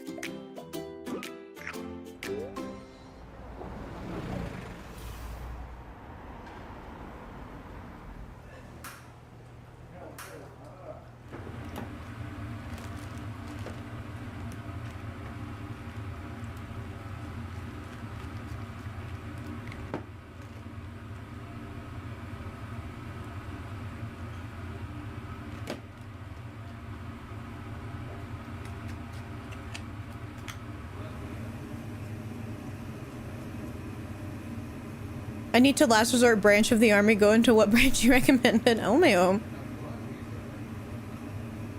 Your mom loved that shit? Dude, your mom good taste, bro. Trouble is a myth? Geez, Surdy, what do you like to cook?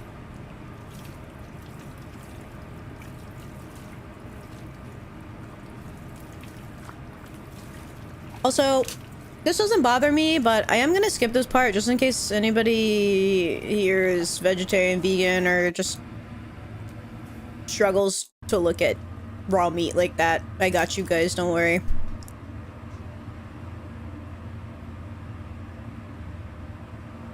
Oh my god, it looks so fucking good.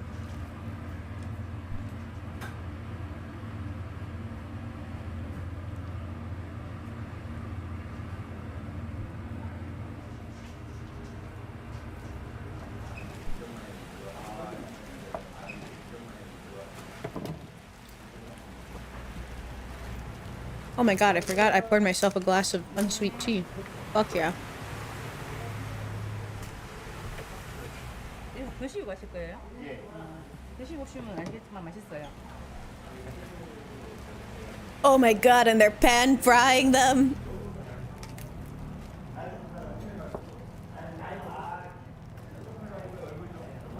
Don't go engineer, you should be fine. Yeah, truffle and saffron. Those are the pretty expensive ones. Oh my god, dude. I am unfortunately the person that loves, like, not an exorbitant amount, but I love the fattier parts of meat. So, yeah. Don't go engineer. You make anything? OMG Surdy, can you cook for me one day?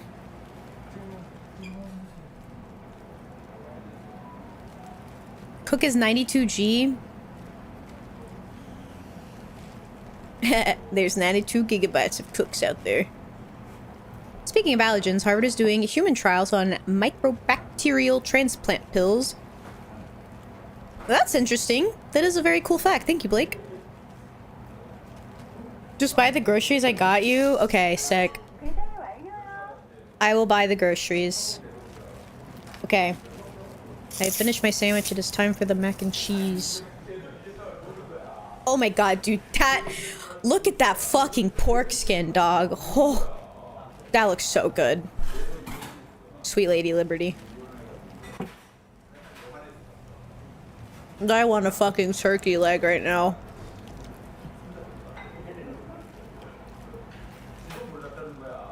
One of the first fusion reactors for power generation is going up in the US. Yo, that's cool. I hope it goes well.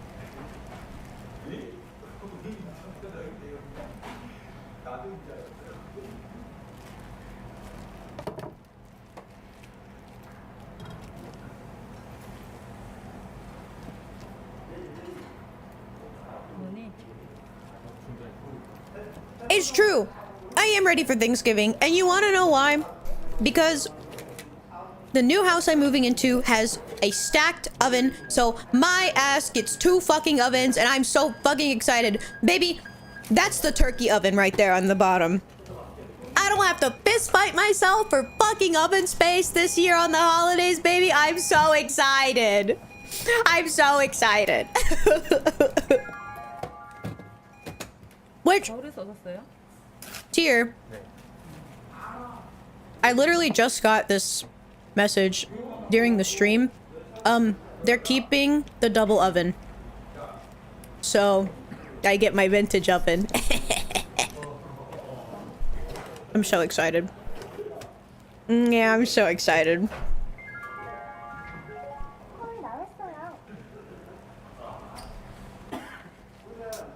This means I do have to buy a microwave for the counter, but that's okay. I don't mind doing that because... Okay. I'll explain it to the rest of you, chat, so you're not out of the loop. Well, let me finish this bite of mac and cheese first. Hold on.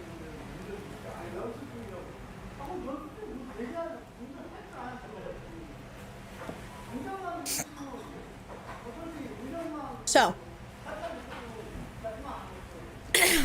As I said earlier, the house that I will be moving into is an older house, okay? When I went to tour the house, they were doing some renovations inside, updating some things and stuff, and they had the oven pulled out of the wall. So this oven was like a General Electric double wall oven. So it's probably like if you guys ever went to your grandparents' house and they had 2 ovens that were built into like a brick wall or something in their house. That's what the oven was like. It's one of those older, more vintage ovens. And let me tell you, them shits is sturdy. Them shits work so fucking good. Like, literally, the only thing that goes wrong with those ovens is, like, eventually the heating element just, like, tuckers out in them, okay?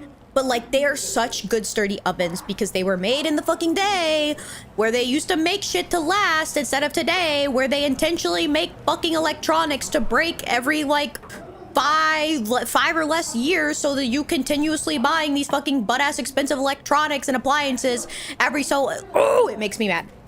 But they had the oven out of the wall. And I asked the lady, I was like, oh, what's going on with the oven? And she was like, oh, well, we're actually replacing it with like an oven microwave combo that's modern. The last tenants that were here like had a bunch of complaints about it and they wanted something more modern. And I was like, damn, that is truly fucking tragic. I didn't say that to the lady, but I was like thinking to myself, like, that is truly fucking tragic because that is a beautiful oven. And like, it's actually tragic that you like, it's just being removed. So I was, you know, I got the news that we got the house and everything.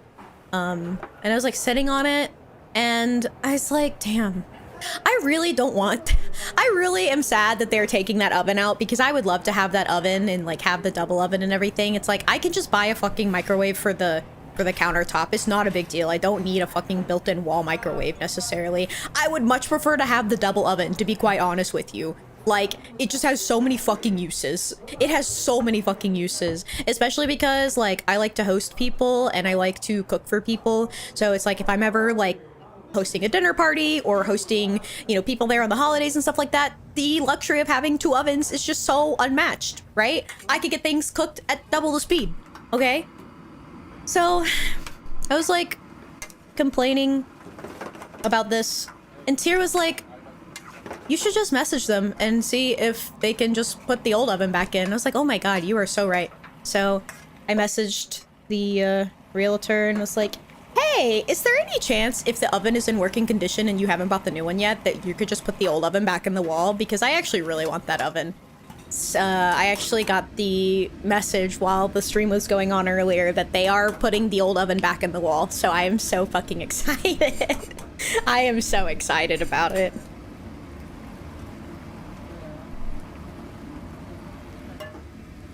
We could have had them years ago, but Big Oil wants to keep... Yep, Big Oil and Big Pharma, that's... Ugh. Fusion specifically only really started to step into a low-scale viability phase over the past 5 years or so. That's a lot of words, but I'm gonna trust you know what you're talking about. 2 ovens? Thanksgiving is gonna be so good. That's what I'm saying! Literally, that's my turkey oven! And I can bake all the other stuff that I need to bake in the other one!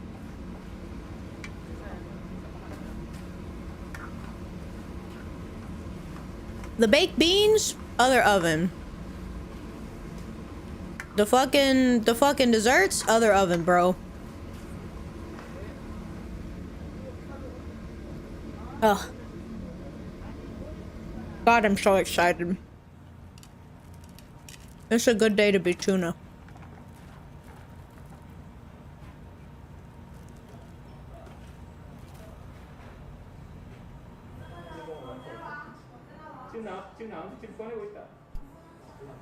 I thought that guy was saying tuna, tuna. Ah, dude. One of the parties I went to at offkai, it was like a little like condo party and stuff. And there was some dude there just making homemade tteokbokki. Dog, that was awesome.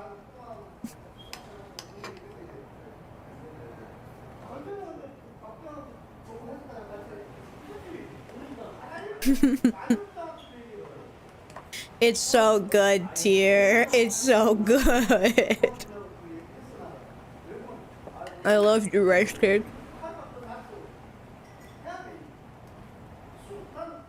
Your family home had a vintage oven that your grandma bought in the 70s. It hopped 3 times. This is a G oven countertop. Yup.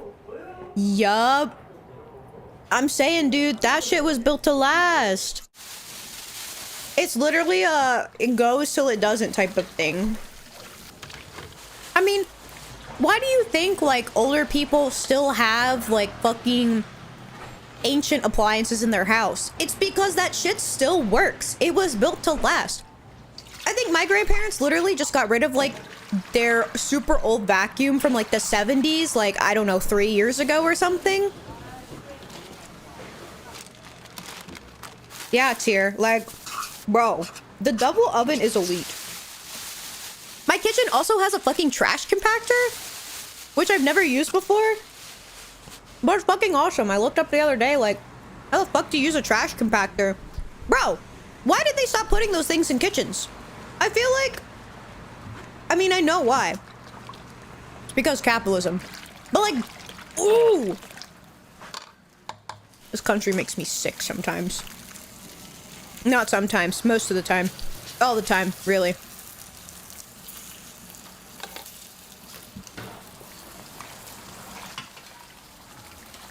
You know?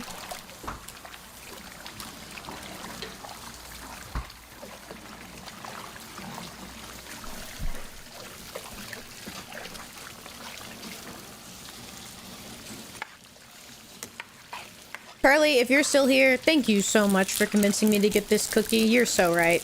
I wanted a cookie so bad. It's fat fuck tuna hours. Oh my god, it's so fucking good.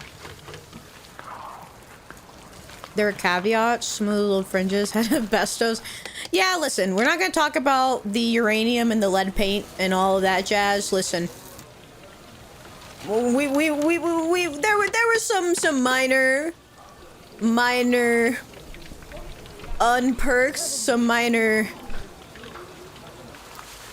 God, I can't think of the fucking word. What's the opposite of perks? Flaws? Minor flaws, okay. We can't all be perfect. Detriments, that's also a good word. Big activities are fun. It's so funny, like, hold on, let me finish this bite of cookie.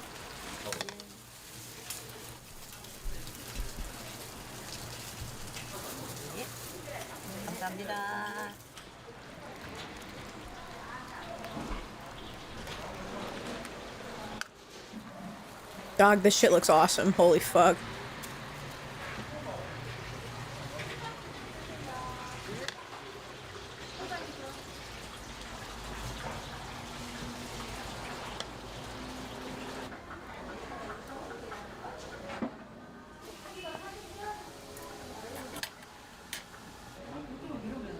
Oh my god, bro, this looks so good.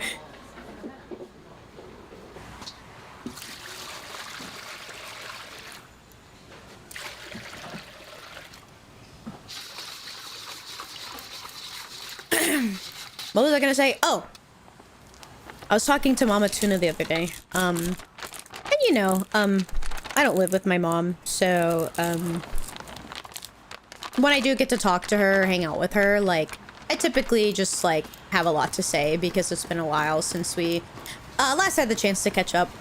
So I was telling her that, you know, a few years ago, I gained a little bit of weight that I wasn't, like, super happy with gaining, and I've been trying to, like, on and off lose it in the past, like, few years, but, I just haven't been able to find something, like, a system that works for me and that is, like, able to, is easier for me to consistently stick with and stuff like that. And then, you know, she was just kind of giving me the mom spiel of, like, you don't need to worry about that, like, you look fine, you look great, like, blah, blah, blah, you know.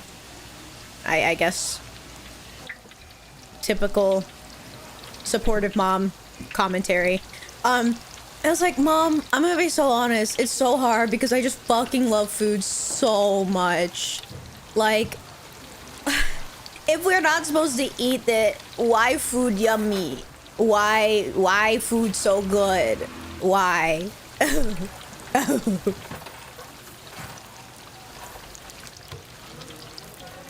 You wear asbestos sweatshirts every day? Why? Okay, some cool facts on Fusion. The only Fusion I know about is that one that they do in that one with the gyms and the little child with the gym in his belly button. Steven Universe. You work in a building that was built in the 40s? That is not good, Tier. You're gonna have to go get a bunch of small shards of glass, question mark? Fiberglass removed from your lungs. Mom, you don't understand. I'm a fat ass, but my body can't keep up. It's true. I've never had Thai fusion? Like Thai fusion food? I thought we were talking about like fucking science fusion. Were we talking about food fusion this whole time?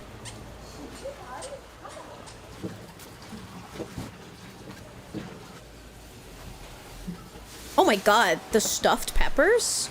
Let's go. Wait, I bet these are so good.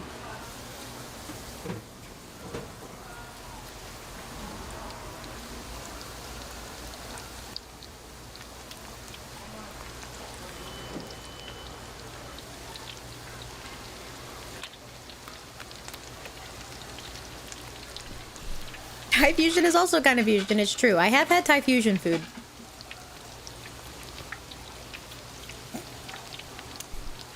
I fucking love Thai food, dog.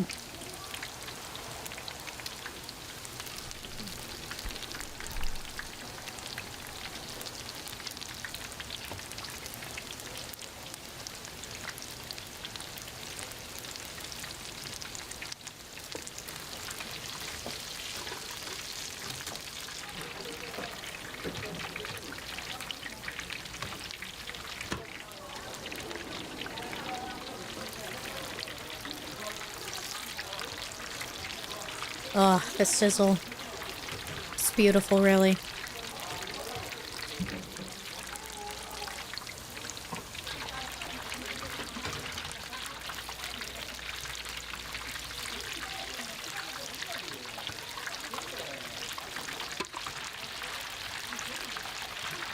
You know, it's really funny because when I was younger, and I know that this is just like a repeat of history every generation, right? When I was younger, you know, every young child generation always kind of shits on adults for being old school or sticking to their guns or not, like, being receptive to change and stuff like that. But, of course, as people get older, they literally fall victim or susceptible or whatever to the systems that, you know, they used to speak out against, right?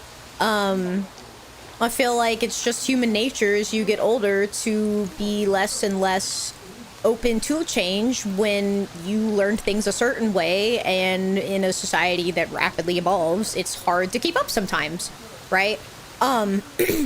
So it's really funny because I was just sitting here thinking to myself, I really don't like this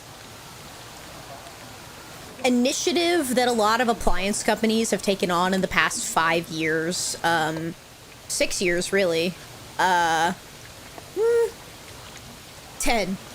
years. This initiative that a lot of appliance companies have taken on the past 10 years of, let's keep making our appliances like more easy for the consumer to use. Let's make them smart appliances, right? Everything's connected. Everything is connected via the smart hub, and you can fucking play Spotify on your fridge, and you can fucking your washer and dryer has super sensors on it. It can tell exactly what kind of clothes you put in it. So all you need to do is switch it to the right, like, fucking AI setting, and you can get everything done, whatever, what have you.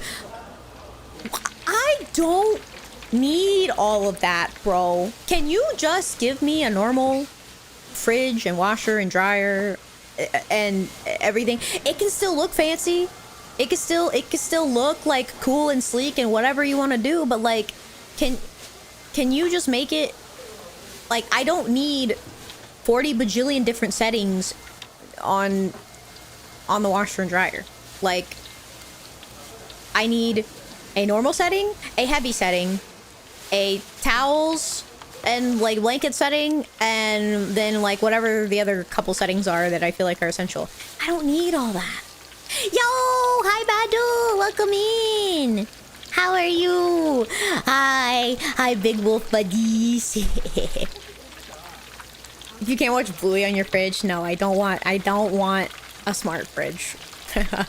I will say there are some things on these smart fridges that I like, but they are not like part of the smart fridge technology. Like I like we have a smart fridge in our house. I really like that you can like open the door and just get like a pitcher of water out of it.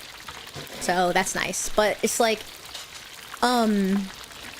the fridge like has technology to like take pictures of stuff that you put in and tell you expiration dates and stuff like that. And it's like, dog, that's weird. I turned that off on the fridge instantly. And I turned off the voice recognition because that's just fucking weird. Like, dude, oh, it's weird. Your old home had lead paint in it, but really, unless you're fucking licking the walls, you expose the microparticles. Boomers being boomers, 90% of the 50 and youngers were fine, more or less, until it's about tech. They do just make that shit to track you. You're the type of comp sci motherfucker that doesn't use any smart appliances and keeps a gun next to the printer but makes weird noises. Oh my oh. The idea of you having weird beef with your printer to the point of you needing to keep a gun next to it is very funny to me, by the way. I just imagine it starts like making robot noises and like, here's gun cock. Your neighbor in the unit over, here's gunshot. What the fuck? Comes running in, sees a smoking printer. Printer's haunted. What? Printer's haunted. I'm profiteering on the back end. I don't think anyone legitimately cares. The thing that I want a smaller appliance is to understand how I'm spending money on electricity. Yeah. I'd either buy a broken 90s fridge and fix it for $90 than a $1,000 fridge. Yup. Yup. You get it. Like, the only thing I need an appliance to do for me is work properly. That's all I need it to do. It doesn't need any other special anything. It doesn't need to be connected to the fucking internet. It doesn't need to be, like, part of the smart hub. I need my fridge to keep things cold. I need my freezer to keep things frozen. I need my washer and dryer to wash my clothes and dry them. I need my dishwasher to wash my dishes. The only smart appliances that I subscribe to is I do like the Alexa smart plugs, just because I like the convenience of being able to turn certain lights on and off without having to physically go turn them on and off. I do like the convenience of being able to just like press a button on my phone and like all the living room lights come on or something like that, you know? Because that is nice. But see, that's helpful. It doesn't give me a bunch of extra features that I don't need. Also, hi Raiders, welcome in. Hello everyone. Hi. My name is a Big Toona, but we're all friends here, so you guys can just call me Toona, and I am your local non-binary CTuber. We were playing some dating sim earlier, but I paused it to eat my dinner, and we were just honestly Chad and I were just yapping and watching street food videos, but now you guys caught me in the middle of a tangent about smart appliances, smart home appliances, so welcome in everyone. And Yuki, thank you so much for the raid.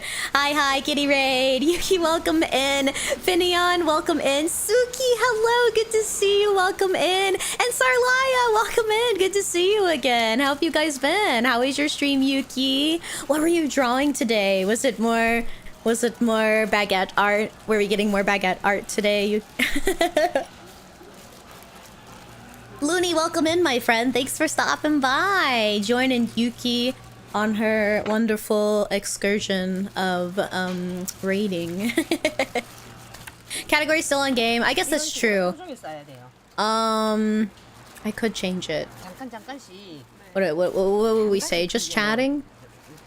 Yeah. Honestly, I think probably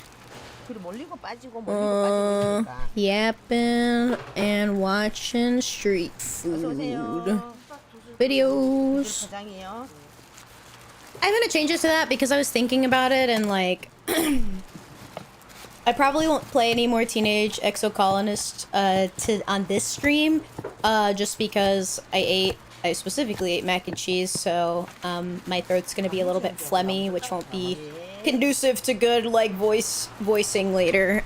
So we'll probably just chat and hang out for a little bit, and then in the stream and go raid Jay later. But yeah, Yuki, once again, thank you for the raid. If you need to raid and run, of course, please, I encourage you to. Hell yeah. It was fun. No baguette today. I worked on a comm first and a little animation for myself. Very cute. Very cute. I'm glad you got to do your art streams today. So that's always fun. I definitely want to see the animation you are working on if you haven't finished it. But when you do finish it, you should send it to me on Discord so I could perceive it. Yo, floating vampire, welcome in. Thanks for joining with the raid. Oh hey, 1k points. OMG. Danger. Tee. She just got on, so yeah. Oh hell yeah. Yeah, I know Jay started streaming about 30 minutes ago, so I'll probably stream, I don't know, maybe till 8 at the latest, but I do want to relax and play some Warframe with my pals after this, so I don't want to stream too late. Wow, a tuna stream, Anchi, hi Michi, hello, welcome in, beautiful Oni. How are you doing? How are you doing? How is the baby? Michi, we were just talking about you earlier at the beginning of stream. I was doing an offkai recap and I was saying how excited I was at the prospect that you might be going to offkai next year, so... Teehee. What did I just say? I don't know. What did I just say? Fingers crossed. Yes, of course. I think I just said... to you specifically, Yuki, when you finish the animation that you were working on stream, you should send it to me on Discord so I can look at it. I want to appreciate your artwork. I have to scroll up so I can get back to my rant about, yeah, thank you! I know, dude, aren't her slices awesome on this? This is so good. Like, damn. She got that shit down to a science. And the rolls.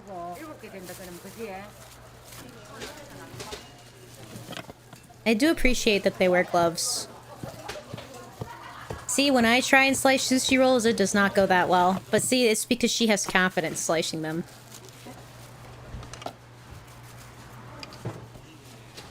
I've never tried to make kimbap before, but it's pretty similar to sushi.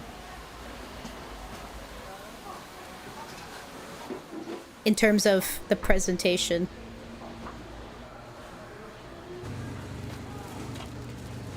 Need to make it more often? Ooh, OMG.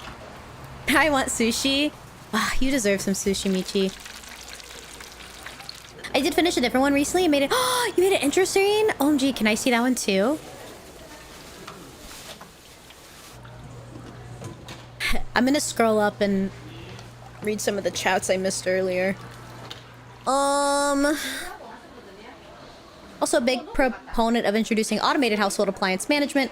Lets me know when my furnace is running like shit. At my house, I bought an old 50s fridge that's full steel and got it restored. That shit is so nice. I bet it fucking is. I bet it fucking is. OMG, you'll make me kimbap? Yay! It'll be good.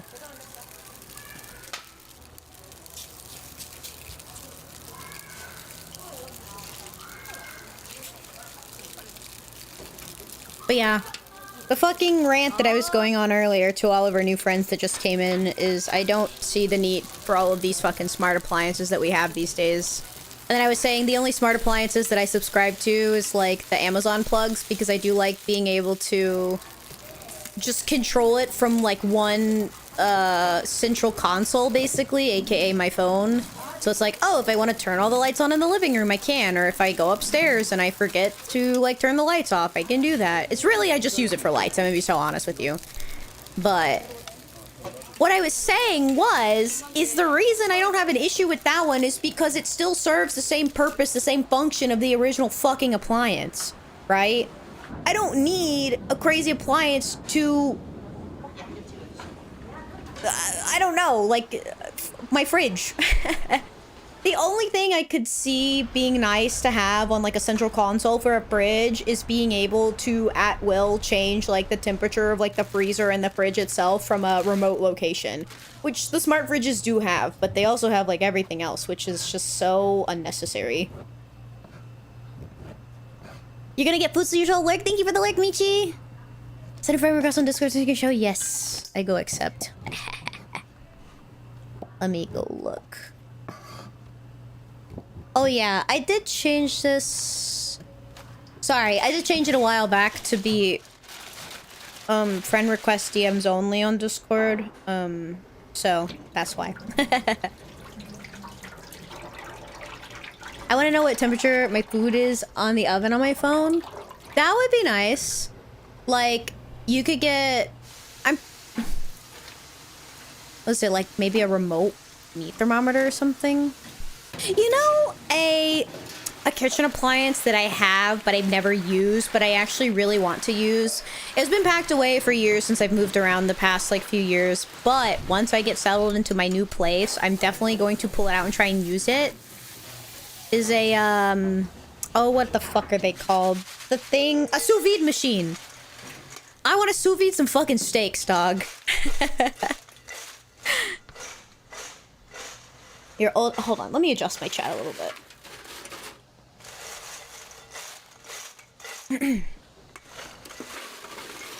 Your old house had a furnace from 1982 in it, and it had an additional hopper for coal if you wanted to use coal. But it was gas, that bitch still ran. I left that house, and it was very leaky, watery bitch sometimes, but nothing a hose to the drain was needed to fix that.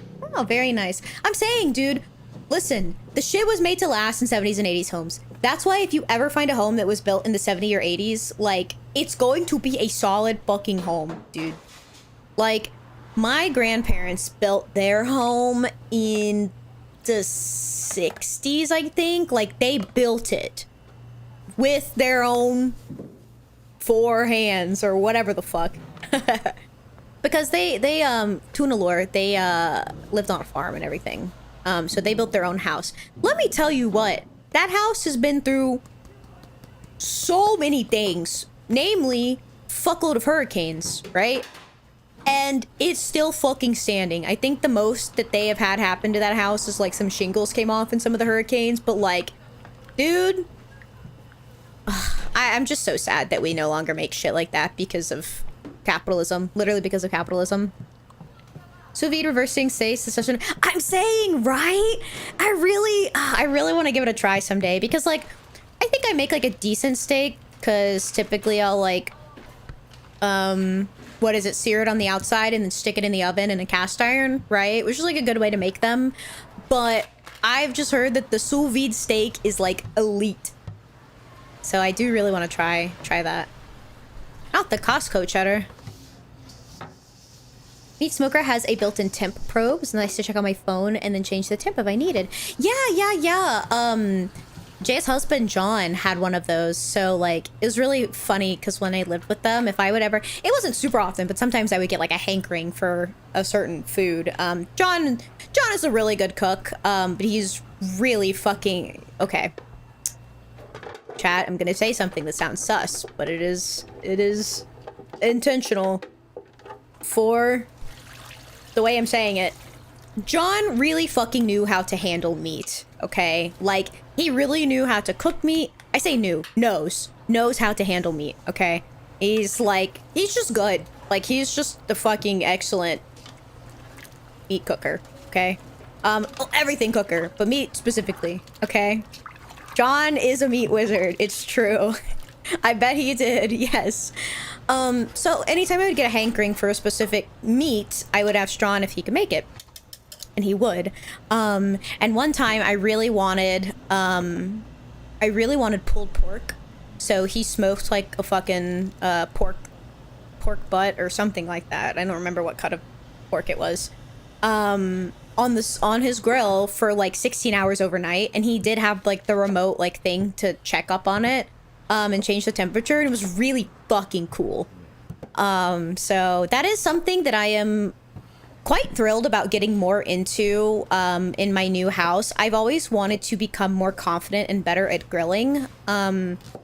I just think grilling is really cool, and I think smoking's really cool. I also want to get into a lot of like homesteading practices, which I'll get to in a second because I want to read real quick. Was that ketchup? I think it was, yes. And mustard, I believe. When I'm somewhere with an oven, I bake it to just under target internal temp, then I take it out in a hard sear. Yeah, that's how you get that nice brownness on the outside. He has plenty of years of experience handling meat. Yeah, you'd know, wouldn't you, Montoma? Does Sean have a barbecue apron that says Meat Wizard? Ah, I should get him one. Maybe that's his Christmas gift from me. OMG, wait, I'm gonna go write that down. Hold on. Where's my private server? Come here. Okay. John, Meat Wizard apron. Oh, and oh my god, wait. I'm gonna get him like one of those butcher's aprons that has like, it's not just an apron like, oh haha funny, my only function is to not get my clothes dirty. Like, no, this is going to be a functional like butcher's tool apron. Yeah, that's an awesome idea. Thank you, chat. Don't spoil it for him. See, it's really funny because I like to pride myself on being somebody that comes up with very cool and thoughtful gifts for all of my friends every fucking Christmas, but I have a few friends that are like, oh, like, I'm too hard to shop for because I just buy everything myself, or I don't need anything, blah, blah, blah, you don't have to give me anything. Shut the fuck up. I will gift you, bitch, and it will be thoughtful and awesome, right? So I feel like that is a good one because, okay, listen.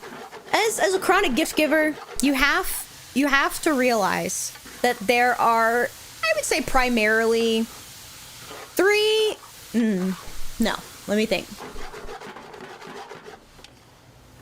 Okay, in my brain, there are primarily two types of gifts that you can get somebody, right?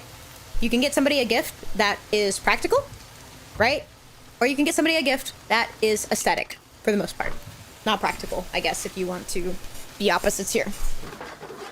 Different people like and appreciate different things. There's a lot of men who appreciate more practical gifts because a lot of men don't, in my experience, typically care to have like a bunch of like aesthetic things because they don't serve a purpose, right?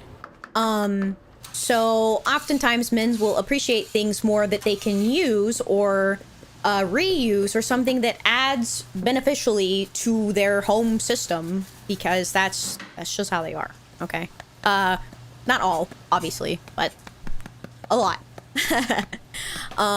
So oftentimes I have to categorize mentally in my head which of my friends appreciate more practical gifts, which sometimes can be a little bit harder to shop for, because it's like typically somebody who appreciates more practical things will just buy whatever they need when they need it, right? Because like if they need it, then they're obviously going to buy it and use it, okay? So, but the meat wizard apron, that's a great idea. Yeah, it's a good idea. John is just chill like that. No tier. That's my gift. You stay away, motherfucker. You stay away. Meat Daddy? I don't think Meat Daddy is the one. I think Meat Wizard is good. I just want to spend time with my friends. Yeah. You sent me the thing? Let me go look. Tier, I will bite you. Back off, bro. Oh my god, Yuki, this is so cute.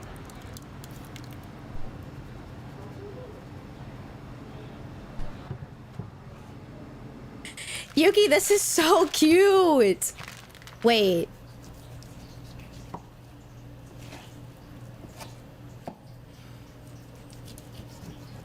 Yuki, where do you do your comms through? Is it through VGen?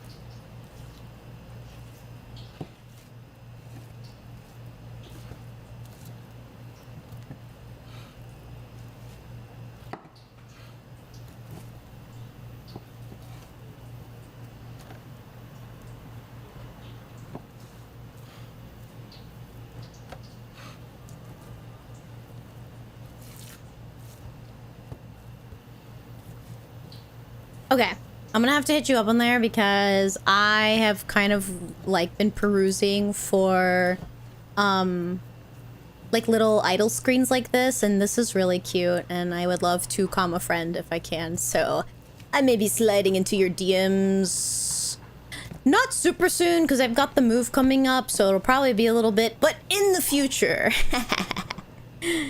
I will be needing this.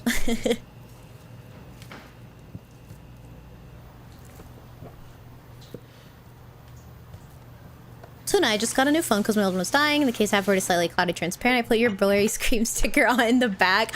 Oh my gosh. Are you able to somehow send a picture of that? I'd love to see that one, Toma. I haven't listed a specific animation comm yet, but if you don't see, you can just submit it. Okay, yeah, sounds good to me, Yuki. Prepare for my arrival. It's true. Oh, this reminds me. I got the really, really fancy, like, expensive version of a KitchenAid stand mixer like 2 Christmases ago. I need to buy the attachments for it. The meat grinder attachment would be really cool, although how often am I going to be using a meat grinder attachment? I don't know, but it would be cool to have. I also want the pasta roller and I want the juicer. I'll take a photo when I get home. Awesome. Sounds good, my Doba.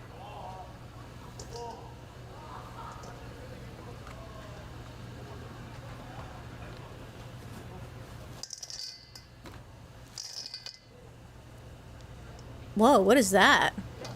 Is that something he grinded up earlier? It sounds crunchy, though. Tear? I swear to God. Down, Martin! Down!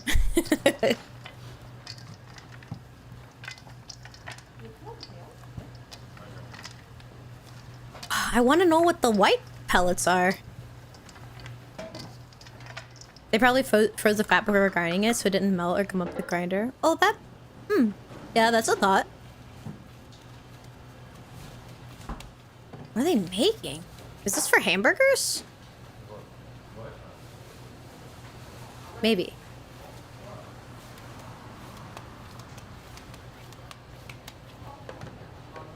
Damn, look at those near perfect spheres. I fucking suck at making balls of meat. My hands are too small, so like it gets gummed up to the shape of my hands super easily. You know, that makes sense. I have to imagine they're making burgers. He's slicing tomatoes. He's making meated balls. Or balled meat. I would have a J sticker as well, but tagging, I forgot to split our stickers from the person. Ah, shit. It's okay. There's a sticker I bought for Wunny in the artist alley and I forgot to give him before we all left, so... Oh no, we all have to see each other again. Oh no, ha ha ha ha.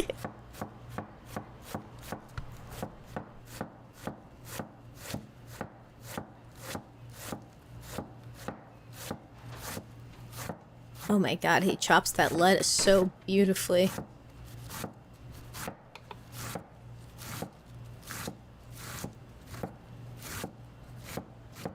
I feel so mesmerized right now.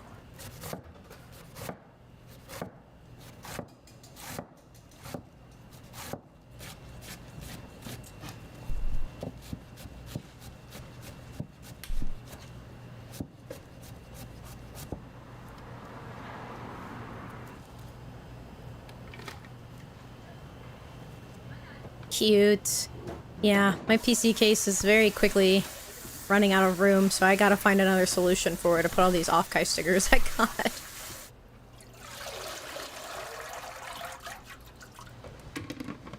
Is he gonna spin it? Yeah! I have one of those. That shit's awesome for washing fruit.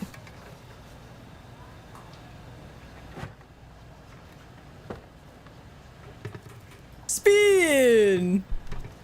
Shredded lettuce, I know. Okay, they are making burgers. What an interesting way to pack burger buns. 3 per plastic bag? Huh. I feel like you're forgetting something important about shredded lettuce right now. I mean, there's a fucking parasite in the US at the moment that if you eat some lettuce, it'll give you the super shits. Stickering the walls? I wish. It's just advanced wallpaper? That's a great way to look at it. What's the plan for next offkai? Are we gonna get another B&B or go to the hotel route? You think I was getting a B&B for her? We'll just have to figure it out. I know that a little bit ago, Taigi mentioned maybe not being able to make it next year due to some other circumstances. And then while we were there, because like, it seems like we might have a lot more people joining us next year. So we were talking about the possibility of people kind of like finding their own accommodations and everything. So we'll just have to kind of like sit down and figure that out together.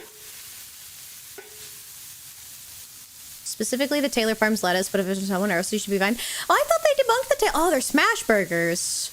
I thought they debunked the Taylor Farms lettuce thing. I thought it came back that that wasn't what was causing it. I've heard now jalapenos are causing the super shit bug. It ain't just Taylor Farms lettuce. Basically said, oh, maybe it was Taylor Farms. The restrictions were lifted. God damn. A flat top grill. Damn, maybe instead of getting like a graded grill, I get a flat top grill for the backyard.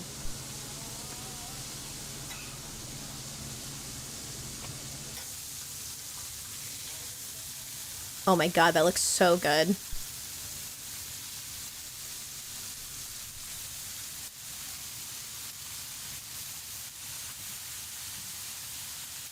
If you end up going to offkai,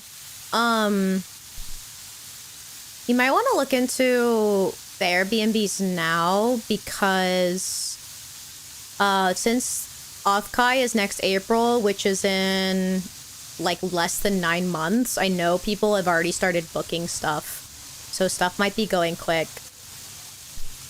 I did put a reservation in for a hotel that's just like 2 blocks away, just in case I can't find anything else with anybody. But I am a type A planner, so your fish always tries to have some sort of backup plan pre-existing to the main plan.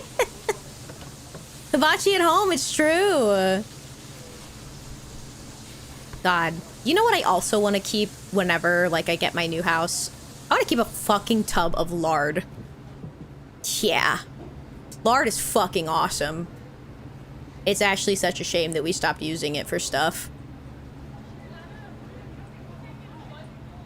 Hell yeah. Oh my god, these burgers look so good. Probably after these burgers is when we'll wrap up stream and probably just raid into Jay.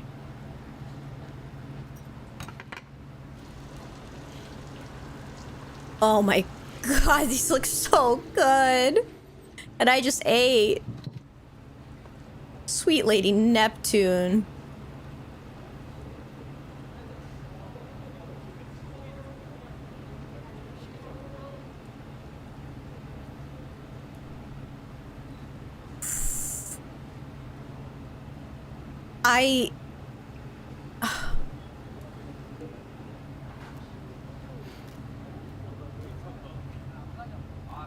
I feel like looking at this could make me believe in God.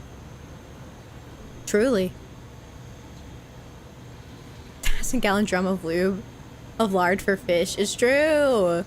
I run out the fat for my fat trimmings when I cook. Easiest way to get tallow. Yeah, dude, tallow is fucking awesome. Yeah, that is something I want to start doing and just keep a jar of it on the counter.